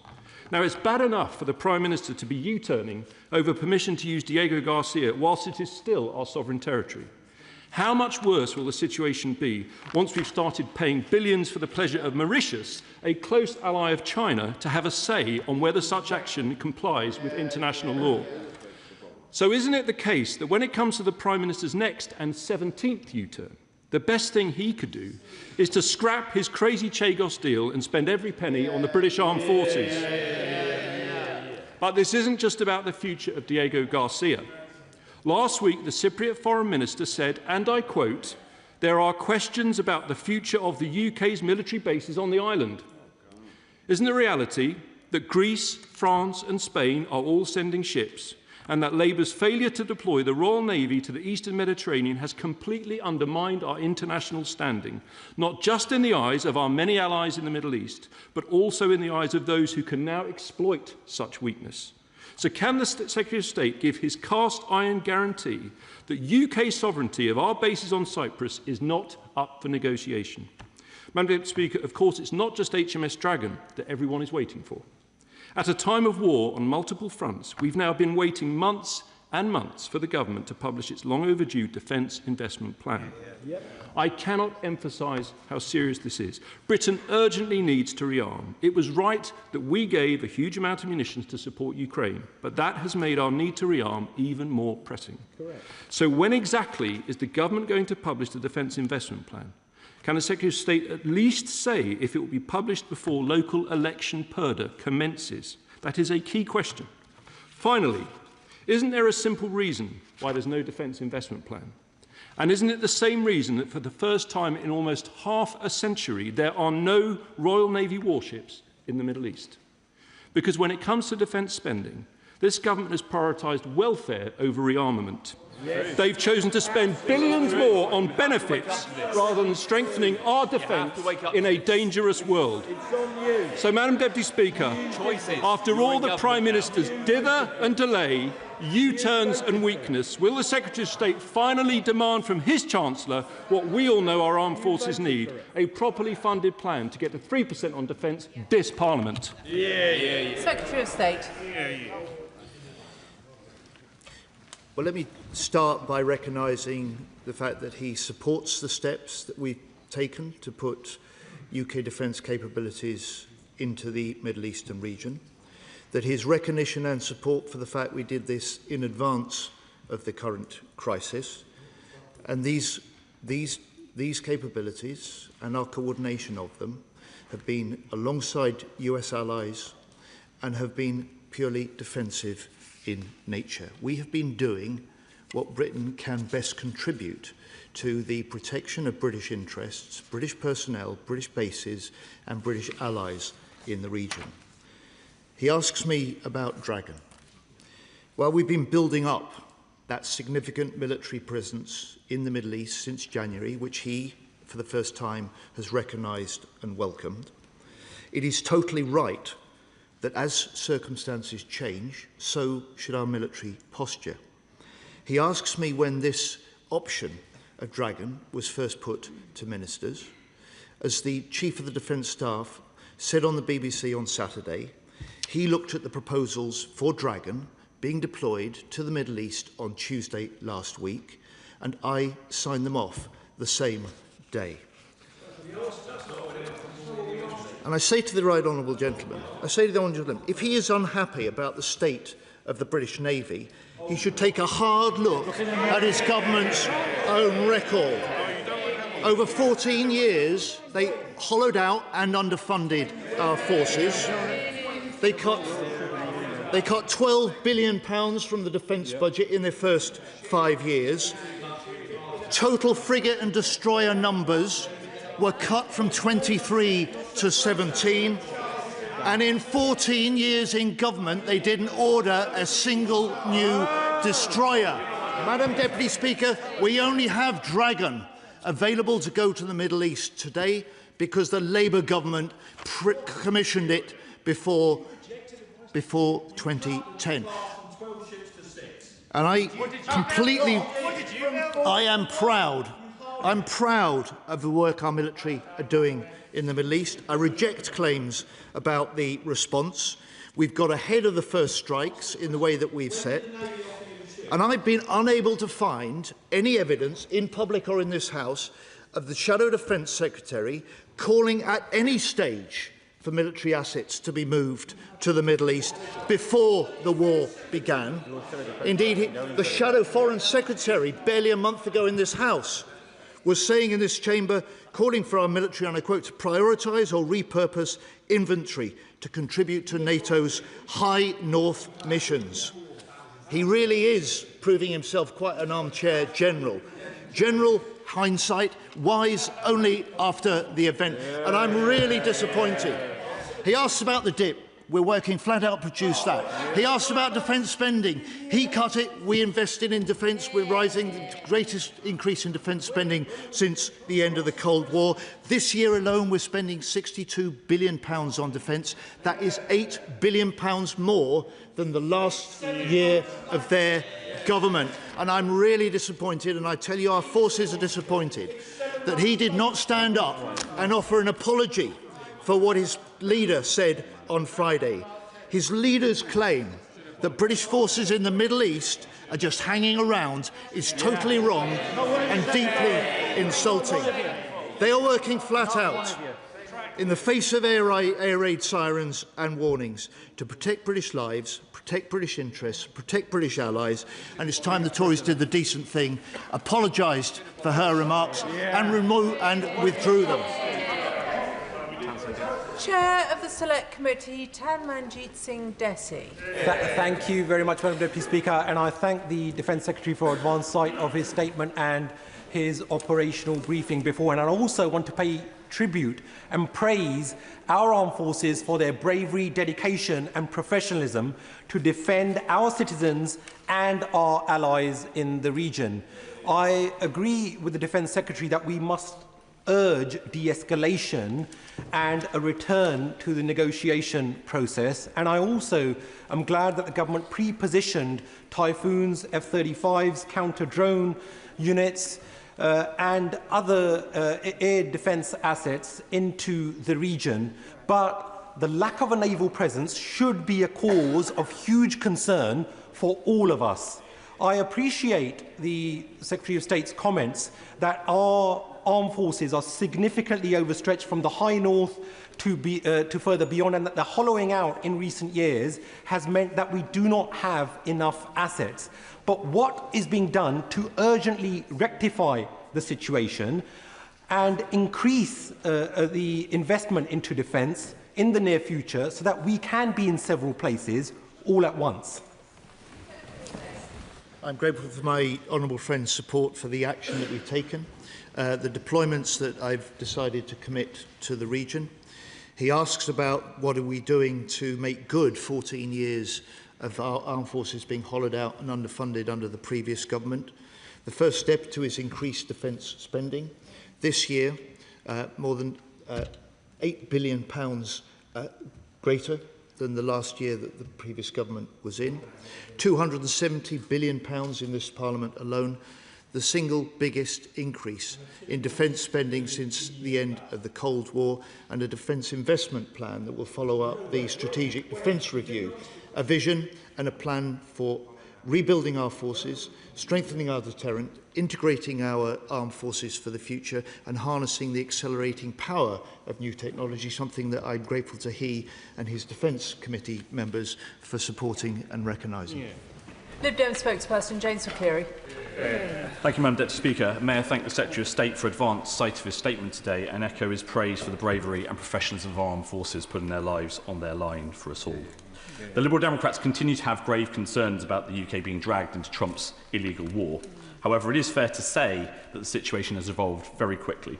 So given that it is commonplace for UK personnel to serve aboard US Navy ships, including aircraft carriers like those currently engaged in attacks on Iran, can the Secretary of State provide assurance to this House that no UK personnel are currently serving aboard US Navy ships engaged in offensive operations in the Middle East? Furthermore, there have been serious questions raised about the use of UK bases for US airstrikes. So can the Secretary of State reassure the House on what monitoring is in place to ensure that US actions from UK bases remain purely defensive? And will the government ensure that any intelligence relating to US strikes conducted from UK bases is provided to the Intelligence and Security Committee for review? And if UK bases were used, proposed to be used for offensive action beyond the government's authority, would the government withdraw permission immediately? Securing these guarantees is essential to ensure that the UK doesn't become complicit in Trump's unilateral and illegal war. Finally, Madam Deputy Speaker, even if the limited defensive actions carried out being asked for armed forces have exposed the stretched resources really are. So I must press the Secretary of State to give a clear time frame for the release of the Defence Investment Plan to start the urgent task of plugging these gaps. We must make sure that UK forces are given all the tools they need to do the jobs we ask of them, both now and in the future. Madam Deputy Speaker, as I said to the House in my statement, all decisions that we've taken, all actions in the face of this current conflict have been defensive in nature and legally well-based. That gives a sound foundation for ministers' decisions. It gives the forces personnel the fullest confidence in the actions they're taking. That is true of those that we've got deployed in the region.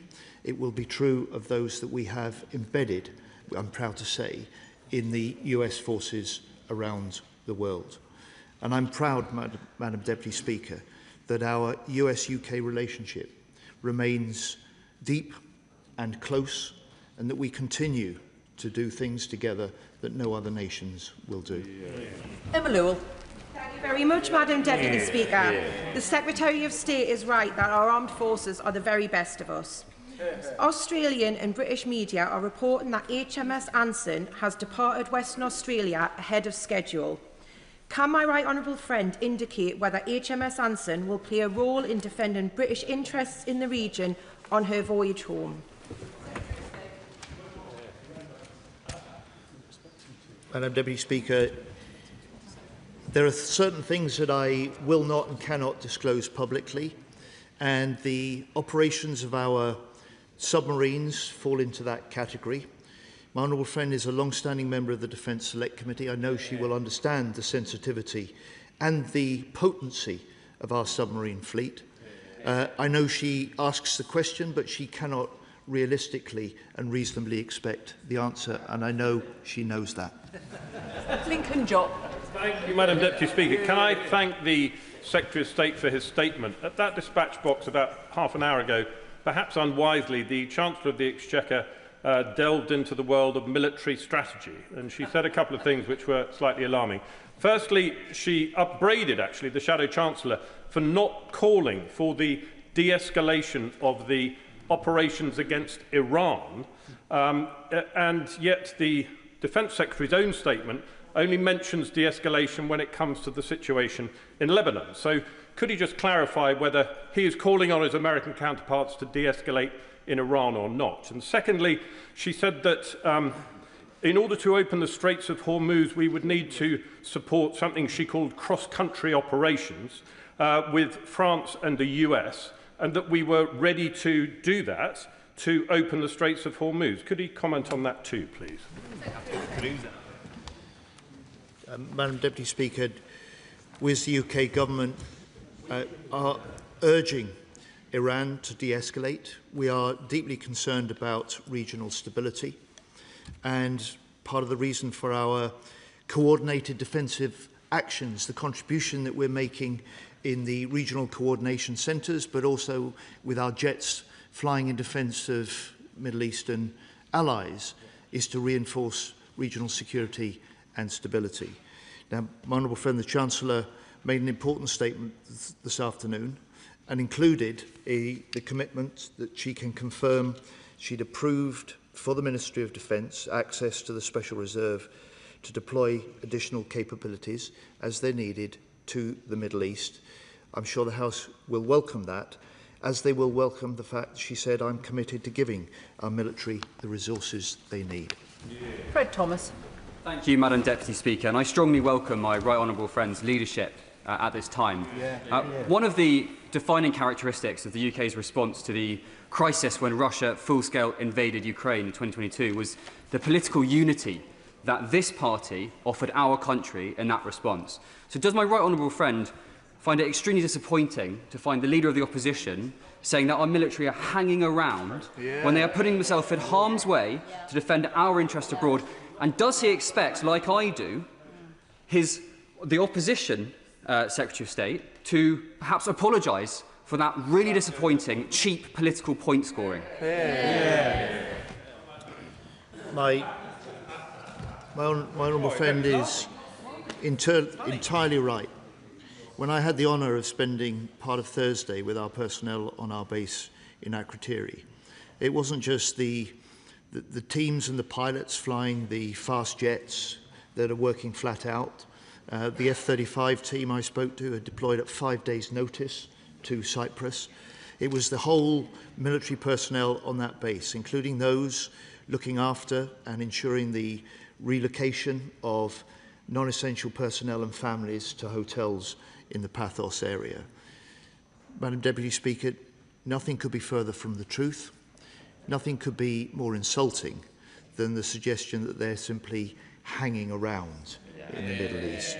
And I really would like to hear, we didn't hear it from the Shadow Defence Secretary, any of the honourable members on the benches opposite contest what their leader has said, apologise on her behalf, and let's have the sort of support that recognises our armed forces are in the region to protect British personnel, to protect British bases, to protect British interests, and we're proud that they're doing that job. Sir Julian Lewis. I'm not particularly keen on the tone of these exchanges, so may I make a positive suggestion to the Secretary of State? We've heard that Ukraine has offered to assist the United States with its specialized version of anti-Iranian drone technology. Yep. These weapons for bringing down Iranian drones are much cheaper than the drones themselves, whereas the weapons which the Americans and ourselves generally use are much more expensive. Given the difficult relationship between Zelensky and Trump, does the Secretary of State agree that there is a role here for Britain, with its high standing in Ukraine, to see if we can't make a start by acquiring from Ukraine some of these weapons, which we can use in defence of our own bases, and which may then pave the way for a deal between Trump and Zelensky for the wider benefit of the whole theatre? Madam Deputy Speaker, if we take this one step at a time, and I appreciate the Right Honourable Gentleman's suggestion and the tone in which he offers his thoughts. First of all, he, like I, will welcome President Zelensky's declaration that Ukraine stands ready and is offering their experience and their expertise to Gulf states facing many of the same Shahid Iranian drones. We are playing our part. We have the Defence Special Advisor for the Middle East at the moment doing a series of visits to 9 Gulf countries with a team that includes British experts in the Ukrainian fight against Putin's invasion and the technologies they've been using in order to defeat many of Putin's developments and drones. And the Minister for Defence Readiness and Industry is also talking to British firms about the contribution that they could make to supplying the reinforced defences that our Middle Eastern partners so badly need. Please, can I encourage members to ask short questions and the Secretary of State to give briefer answers. Paul Wall. Thank you, Madam Deputy Speaker. I shed no tears for the demise of an Iranian regime which murdered and repressed tens of thousands of its own citizens, particularly women. But I'm proud that this government has not joined the US and Israel in this reckless war, which lacks a clear plan and which is hitting my constituents in the pocket and is threatening the global economy. Given that this government has its own independent foreign policy, it's not the handmaiden of Washington, as the Tories would want it, and nor is it the poodle of Putin, as Reform are. But can the Defence Secretary now tell me how important it is that the Chancellor is providing new funds for our armed forces who are defending British interests and British citizens in the region? I do indeed, Madam Deputy Speaker. My honourable friend is right to underline the statement and the commitment the Chancellor made this afternoon to this House. He's also right to point out that the US may be our closest ally, but as the Prime Minister has said, it is for the Prime Minister and the British government to decide what is in Britain's best national interests. I thank the Secretary of State for his statement. I listened very carefully to what he had to say about the authorisation of the US using UK bases and his confirmation that there are UK personnel embedded with US operations in the region. With that in mind, it seems all the more important that this government is entirely clear on the limits of the consent it has given to operating with the US. Defence Secretary Hesketh on Monday last week mocked the idea of rules of engagement and said he wanted to seek, and I quote, maximum lethality. President Trump then on Saturday said that new areas and groups of people would be under serious consideration for complete destruction. What confidence does the Secretary of State have that the US are following the same rules of engagement that he believes are legal for the UK? Madam Deputy Speaker, I have the fullest confidence. These arrangements for access, basing and overflight are well established. The relations between the US and the UK are very close. We have operated these together before. We are doing so now. To swallow. Thank you, Madam Deputy Speaker. Can I thank the Defence Secretary for all that he is doing to support our troops in the region and protect British citizens? It is clear that a long conflict would pose real risks not only to them but also to energy prices and the cost of living here in the UK. So can I ask him, does he agree that we need to see urgent de-escalation and a reduction in tensions across the region? And does he share my concern that the Conservatives and Reform would see us dragged into a conflict that can have such devastating consequences for British lives and livelihoods? Madam Deputy Speaker, my honourable friend makes important points, and when the first concern of this government, and I welcome his support for this, is the protection of British personnel, British citizens in the wider Middle East, our bases and our allies. I know he will support the action that we've taken, both before this current conflict broke out and in the week or so since. Thank you.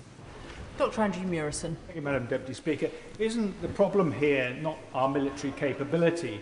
We still have the second most capable navy in NATO. It is political will. Why is it that HMS Duncan is alongside in Portsmouth, having spent the summer in a maintenance period, the sister ship of HMS Dragon? She has been up and ready to go for weeks. And why is it the case that she wasn't sent at the beginning of this crisis? Well, the Honourable Gentleman's another former minister in the previous government in the Defence Department. He knows all about the decisions that have left our Navy in the state that it's in now. But he will also appreciate that we've taken decisions to deploy the things that Britain can best put into the region to protect our allies and to protect our people, both military and civilian. He will recognise and applaud the fact that because of that, from day one, our fast jets have been flying defensive operations in coordination with our allies and our US colleagues, and that where the circumstances change, we will adapt the action and the decisions that we take, which is just what we've done from the point that we saw the indiscriminate extent of the Iranian response last Saturday. Peter Prinsley. Thank you, Madam Deputy Speaker. Iran has a network of proxies and lone actors who threaten security here at home. Will the Minister join me in thanking all the volunteers of the Community Security Trust who protect our Jewish places of worship and schools? Never have they been more crucial. I will indeed. My honourable friend is right. The Community Security Trust does extraordinary work in very difficult times and is responding to deep unease and deep concern and in some cases serious fears amongst the Jewish community in this country. Sir Roger Gale.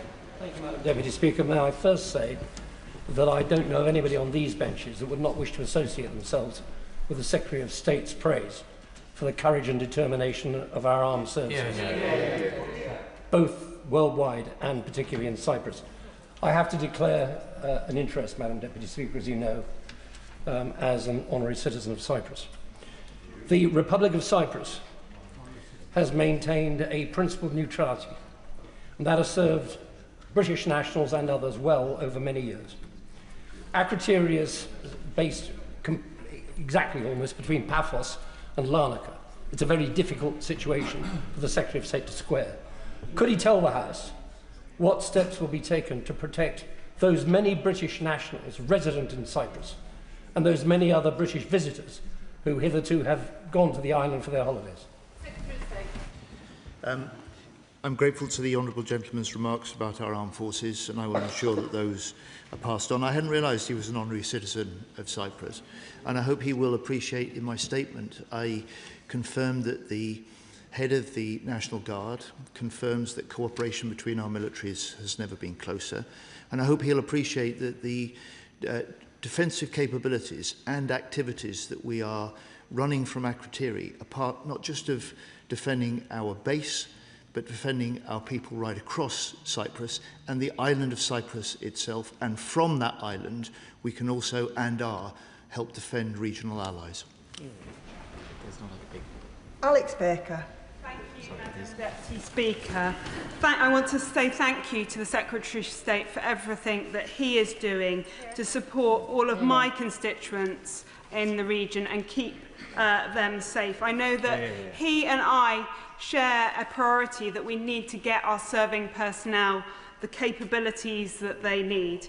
In the light of the movements we have seen today in the gilt and the bond markets, which underline the pressure of governments to finance increased defence spending, does the Secretary of State agree that we should explore innovative multilateral financing mechanisms, such as the Defence Security and Resilience Bank, to help unlock the capital our defence industrial base needs to grow?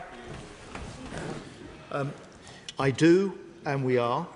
And my honourable friend will also have noted the Prime Minister's important speech in the Munich Security Conference a couple of weeks ago, when he recognised in this new era of threats that we face, this is now an era of hard power, and that he has recognised the need to spend more and faster on defence.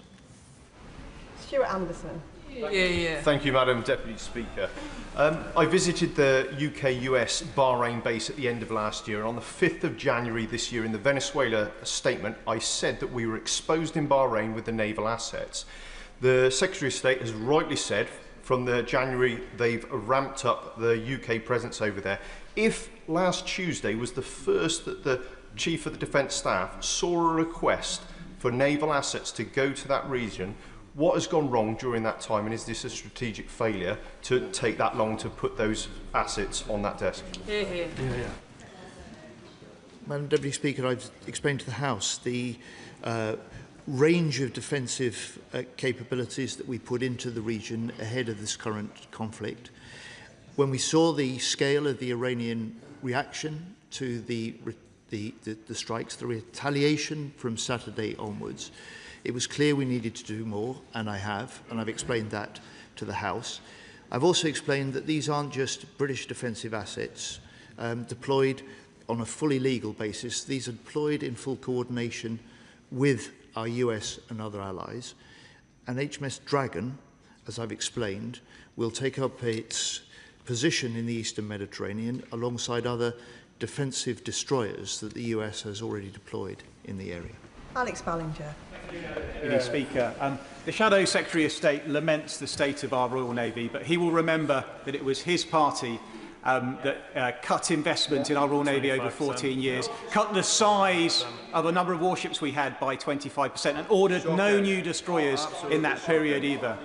So does the Secretary of State agree that we should be investing in our Navy, but we should take no lessons from the party opposite that set up our Navy ready to fail in the situation we're in now? I do agree, Madam Deputy Speaker, with my honourable friend, and we are, just as we are increasing the defence investment across the board, including in the munitions that we need when we're faced with conflicts like this.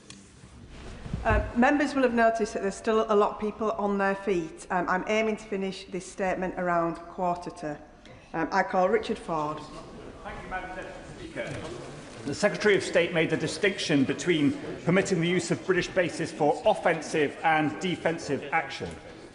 I understand the need to protect and defend British citizens in the Middle East.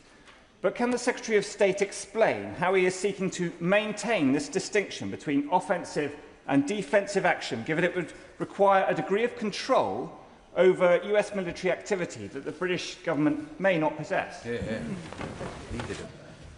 Well, the honourable gentleman is a military man by experience. He will understand the nature of the agreements, the requests that nations make of each other, the agreements that they put in place and how those work. Access, basing, overflights, which is exactly the request that we had when it was clear the Iranian response to the first wave of attacks took us into a new phase. That was a request from the US that we allow US bombers to operate from Fairford and Diego Garcia for specific defensive purposes, and that is to take out the Iranian missile positions, and that's what they are doing. Calvin Bailey. Thank you, Madam Deputy Speaker. It was a Conservative 2010 Strategic Defence and Security Review and subsequent basing review that took the Royal Navy's repair facilities from 3 to 1, an utterly reckless decision that was made worse when you knew of the power plant problems for Type 45, which you created an internal competition for the limited resource, Madam Deputy Speaker, that they created for the Royal Navy. Does the Secretary of State agree with me that it was both reckless Tory risk-taking which left the Royal Navy in this precarious situation? Questions have to be shorter. Secretary of State.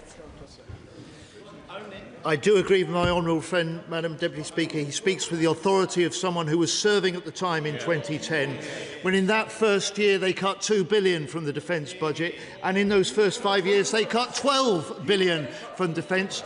They underfunded and hollowed out our armed forces over 14 years. Ben Objecting. The appointment of HMS Dragon means that we've left a gap in our commitment to be the flagship of the NATO Standing Naval Maritime Group 1 commitment. HMS Duncan's already tasked to go on Operational Firecrest to the High North, and HMS Dauntless is still in the fleet time support period. So can the Secretary of State guarantee that we will be able to fulfil our commitment to NATO in providing the flagship role, and can he guarantee that it will be provided by a British ship? Madam Deputy Speaker, I'm not going to announce in advance the deployments that the British forces make. He's right to point to the balance of threats and responsibilities that we have to manage. We are doing that, and we will always fulfil our NATO commitments. Rachel Taylor. Thank you, Madam Deputy Speaker. And can I thank my right honourable friend for everything he's doing in Britain's national interest. But our armed forces cannot believe their ears, with the leader of the opposition saying that they're hanging around doing nothing, and the honourable member for Clacton swanning off to the States to tell Donald Trump that if he were Prime Minister, he'd blindly follow the US defence policy. Does my right honourable friend agree with me that the first duty of any Prime Minister and any Secretary of State for defence is our national interest, the Britain's national interest, and not anything else. The first duty of any government is to defend the country, to pursue our national interest and to support our armed forces. On this occasion, we had expected and we looked for better from the Leader of the Opposition. Chard. I've only been in the House 21 years, but whenever we talk about defence and when our armed forces are in harm's way, I have to say a blame game on either side is not going to save a single life. And whilst we all want to see de-escalation, I think the government, I hope, will have learnt lessons in the last few weeks and months to prepare for escalation. So is the Defence Secretary aware of the 2024 report by the US Director of National Intelligence that underlines the stockpiles of chemical and biological weapons that Iran holds? And would he work with friends and allies in the region and with the new Syrian government to identify those stockpiles and deal with them? And finally, on Akrotiri and other bases in the region, to ensure that our armed forces personnel and their families are given the right protective CBRN kit? Madam Deputy Speaker, I am aware of the 2024 report that he cites.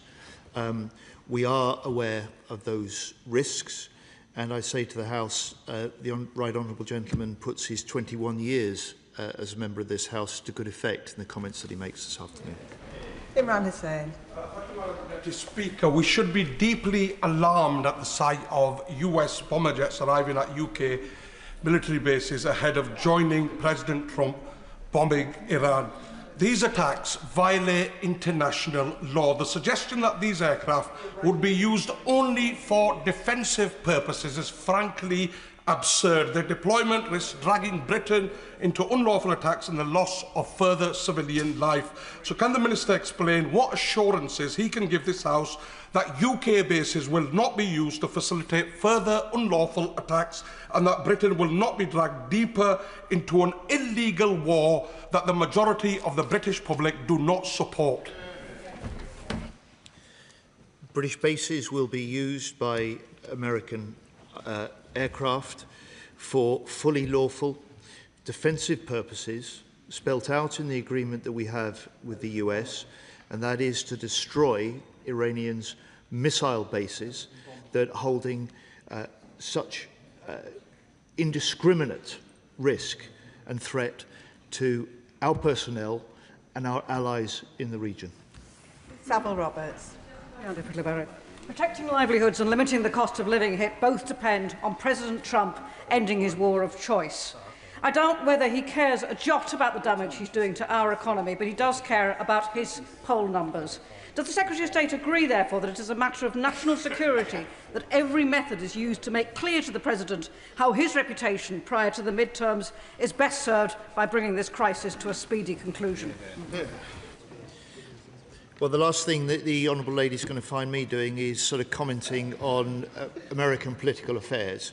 What she will find me doing as Defence Secretary is putting first and foremost the protection of British people, military and civilians, the protection of British bases and the protection of British allies for front and centre, and that's what I'm doing. Mohammed Yazin. Madam Deputy Speaker, US and Israeli strikes on Iran have pushed the region into deeper instability. Over thousands of civilians, including children, have been killed. Britain remains stranded, and the shock to fuel prices is already being felt at home. The government was right not to join this illegal war, but will the Secretary of State hold the line against the drumbeat for escalation, act only to defend British citizens and national security within international law, and not enter an offensive war without the consent of this House?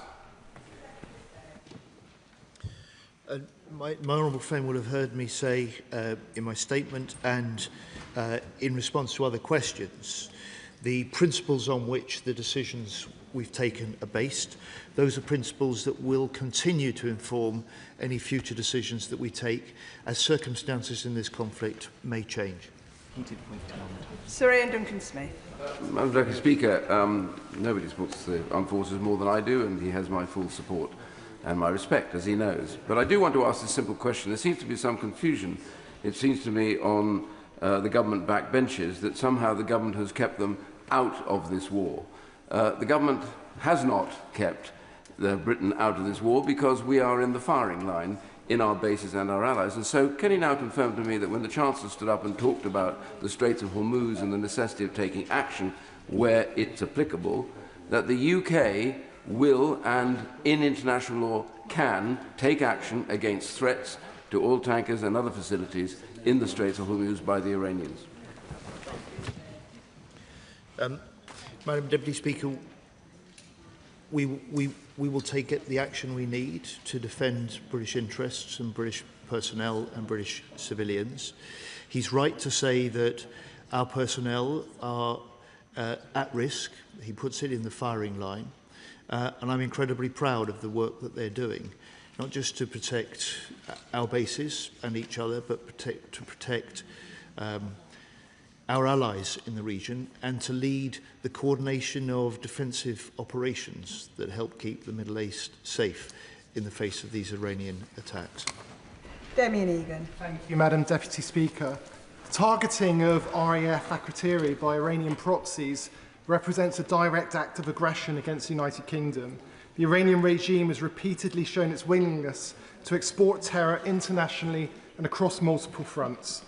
May I ask what steps the Secretary of State is taking with colleagues across government to ensure that Iran poses less of a threat to Britons abroad and here in the UK? Well, our first priority is British citizens in the region at present, which is why my right honourable friend, the Foreign Secretary, and her team are working so hard to advise and help Britain bring Brits back. My priority is to protect our forces personnel and to ensure that they can play their role in protecting the allies that we've got in the region, our British citizens that are there, and the recognition that many people have friends and family that may be stranded in the Middle East, concerned about their future, and I'm incredibly proud of the role that our armed forces are playing in doing just that. Rebecca Smith. Thank you, Madam Deputy Speaker. We all agree how important it is we protect our overseas bases and personnel deployed on operations. This must include the Ukraine. Over the weekend, the MOD posted a video on social media from a British-run military repair facility in Ukraine. It has been taken down, reportedly, as it revealed the geolocation of the sensitive site. So can the Secretary of State confirm if this is indeed correct and reassure the House that it won't happen again, either in relation to the Ukraine, the Middle East or anywhere else in our facilities? Madam Deputy Speaker, we've taken that video down through an abundance of caution. The last thing that I and the British government would want to do and will allow to happen is to put Ukrainians at risk. And the last thing that I will do is to ensure that the steps we take in our support of Ukraine, just as we are doing in support of our allies in the Middle East, reflects our national interests, reflects our duty to protect our own people. Steve Race. Thank you, Madam Speaker. I'm talking to people in Exeter over the weekend. There was very strong support for the government's current position of defending British citizens and assets, and at this point not going further. But does the Minister agree with me that this government's work to increase defence spending and commitment to new assets, including the new medium-haul helicopter programme in partnership with Leonardo in the southwest, safeguarding hundreds of jobs in our region, stands in stark contrast to the record of the government opposite? I do indeed, Madam Deputy Speaker. This isn't just a contract that will secure actually well over 3,000 jobs for the future. It creates opportunities for many more in the years ahead. This isn't just a contract to build new medium helicopters in Yeovil. Leonardo has made the commitment to make Yeovil and the UK its global centre for the development and export of military helicopters, and it is also going to be the global centre of their development of helicopter autonomy for the future. It reinforces and is a great vote of confidence in Britain's innovation and industrial base. Ayub Khan. Thank you, Madam Deputy Speaker. I mean no discourtesy to the Secretary of State, but there was an omission in his statement statement the last 10 minutes, and that was the murder of 165 young children at a school. And that target, allegedly, by a Tomahawk cruise missile and a double-tack strike. This government talks about calling out war crimes, in particular violence against women and girls. This does very little in trying to support that proposition. Will the Secretary of State condemn that attack? And would he like to explain what he has done in terms of talking to his alleged allies about this particular Secretary of State. Well, the honourable gentleman will note, of course, that we only have the reports from the Iranian regime about that strike, and he will be aware that the US is looking into this at present. Dr. Scott Arthur. Thank you, Madam Deputy Speaker. And I do want to start by paying tribute to Edinburgh's Iranian community. Despite being concerned about their family in Iran, they've taken time in the past week to host public events which share details of Iran's rich culture and also, I have to say, the barbaric nature of its regime. But I do want to ask a question about HMS Dragon, when I think the maths is quite clear. The ship cost £1 billion. The party opposite cut the defence budget by £14 billion. Surely, Secretary of State, if the party opposite wants to see more destroyers in the Mediterranean, they should have built the things. Secretary of State. Well, my honourable friend is right to pay tribute to the Iranian community in his home city of Edinburgh, and I reinforce and echo his comments. He's also right, of course, about the party opposite. 14 years and they didn't commission a single new destroyer, and we only have HMS Dragon set to sail this week in the next couple of days because it was commissioned by the previous Labour government. Final question, Luke Taylor. Thank you very much, Madam Deputy Speaker. Trump and Netanyahu's illegal war on this Iranian regime has shocked and disgusted our constituents, just like the Iranian regime's crackdowns on opposition protests for decades. The horrors that we've seen reinforce the feeling in this country that international events are happening to us, and since Brexit and since Trump re-entered the White House, we have much less say in our future and our security. So can I ask the Minister if he will listen to Liberal Democrat calls to empower us to take back control of our fate by issuing defence bonds to raise the cash we need to meet our defence spending, but also rebuild our place in Europe with deeper cooperation with our European neighbours to reduce our dependence on the mad king in the White House? Secretary of State. Madam Deputy Speaker, I'm always interested in ways of getting more funding into defence, and it's one of the reasons that I've laid such stress, not just on the record increase of defence investment that this government is making from the public purse, but ways that we can also leverage that with investment from private sources. And it's why we've got a defence finance advisory group that will shortly set out their report with proposals that we can pursue on that too. Point of order. That concludes the statement. Point of order, Jim Allister.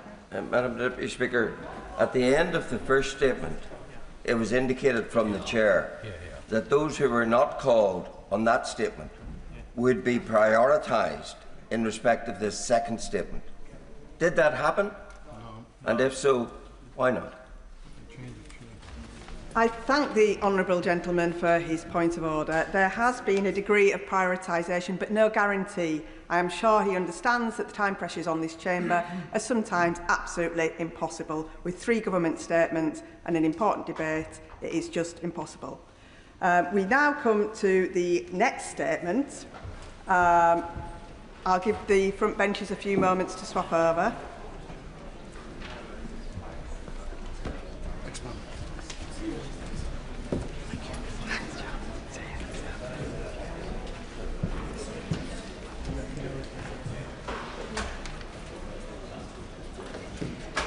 We now begin the next statement. Statement, Secretary of State, Steve Reid. Thank you, Madam Deputy Speaker. And with permission, I'll make a statement on the government's action plan for social cohesion entitled Protecting What Matters. Britain has faced global crises at many moments in our history, and we got through them by staying strong and united. Today, we navigate new threats to our communities and families, and we must stand together once again against those who seek to divide and weaken us. They want to sow division in our streets, our neighbourhoods, our homes, and in our minds. They feed off deliberate misinformation, hatred, and extremism, carried across social media by algorithms and funded by hostile states and rogue billionaires determined to pull our communities apart. Online echo chambers, hatred for those with a different point of view, an unwillingness to seek compromise have led to a politics more aggressive, polarised and toxic than we've seen before, certainly in our lifetimes. As a nation, we are proof that people from different backgrounds can live, work and contribute together. A multi-ethnic democracy where neighbours look out for each other. But the foundations on which this country was built have been rocked by the rapid change all around us. Economic shocks and austerity halted the once steady improvement in our living standards. Rapid technological change has transformed how we work and live our lives.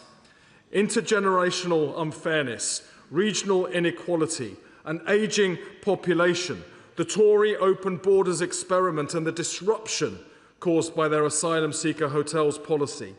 All of this has left communities more fearful of the future and more susceptible to siren voices wrongly putting the blame on minority groups. Today, through the publication of Protecting What Matters, which we've laid as a command paper in both houses this afternoon, we set out our steps towards a more confident, cohesive and united kingdom. Patriotism means bringing our country together, never pulling it apart. It's not patriotic to target someone because of their religion or the colour of their skin. We will resist those who peddle that kind of hatred and division. We choose to celebrate our country and all it stands for.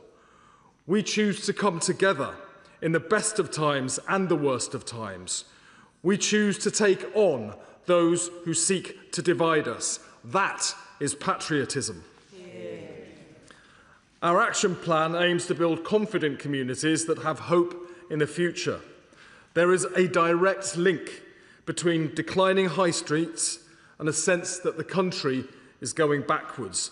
People remember high streets from years gone by that were vibrant, buzzy, great places to socialise with friends and family. There's a real sense of anger as well as of loss that so many have been left boarded up and run down, covered in graffiti, full of dumped rubbish, bleak symbols of the wasted Tory years. People deserve to feel proud of their neighbourhood, and pride in place is central to our plan to make that happen. We have now committed £5.8 billion to almost 300 constituencies and begun to set up neighbourhood boards so local people can decide for themselves how that money is spent. Fair funding for councils means funding now follows deprivation for the first time in over a decade. We're offering grassroots organisations £5 million through the Common Ground Fund to tackle division in communities. We'll focus too on protecting young people from those who want to warp their minds with hatred and introduce more effective regulation of home education.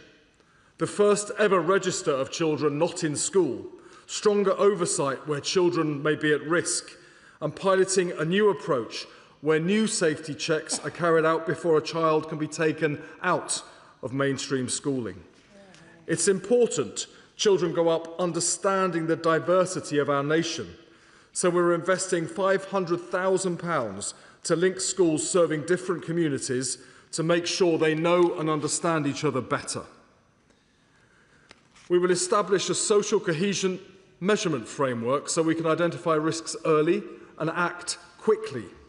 We'll set expectation on integration for new arrivals and the communities that will receive them, with a focus on learning English so people have a shared language, can participate in the local community and have respect for British values, our democracy and our way of life. We will end the Tory asylum hotels policy and shape an immigration system that is fair and transparent and works better for all communities. We will not allow hatred to distort the lives and life chances of those who are targeted. Right now, Muslim communities are facing shocking levels of abuse. Anti-Muslim hate crimes are at record levels, and they now make up almost half of all religious hate crimes, way out of proportion to the size of our Muslim population. Mosques, schools and businesses have been attacked, women harassed, families are living in fear. We have a duty to act, but you can't tackle a problem if you can't describe it. So today we are adopting a non-statutory definition of anti-Muslim hostility. This gives a clear explanation of unacceptable prejudice, discrimination and hatred targeting Muslims so we can take action to stop it. The definition safeguards our fundamental right to freedom of speech about religion in general or any religion in particular, and ensures that concerns raised in the public interest are protected. I want to thank the members of the independent working group chaired by Dominic Reeves, who have provided advice to the government on this matter. They have themselves been targets for abuse because they carried out this work, and that is utterly unacceptable. I am grateful for their patience and their wisdom. We will now work with groups across society to consider how this definition can be used most effectively and what comes next in disseminating it. And we've deposited a copy of the definition in the libraries of both houses. We also remain absolutely committed to stamping out anti-Semitism. We have witnessed murderous anti-Semitic terrorist attacks, both here in the UK and abroad. Sickeningly, this led to spikes in anti-Semitic abuse. Since coming to power, this government has taken decisive steps to combat anti-Semitism.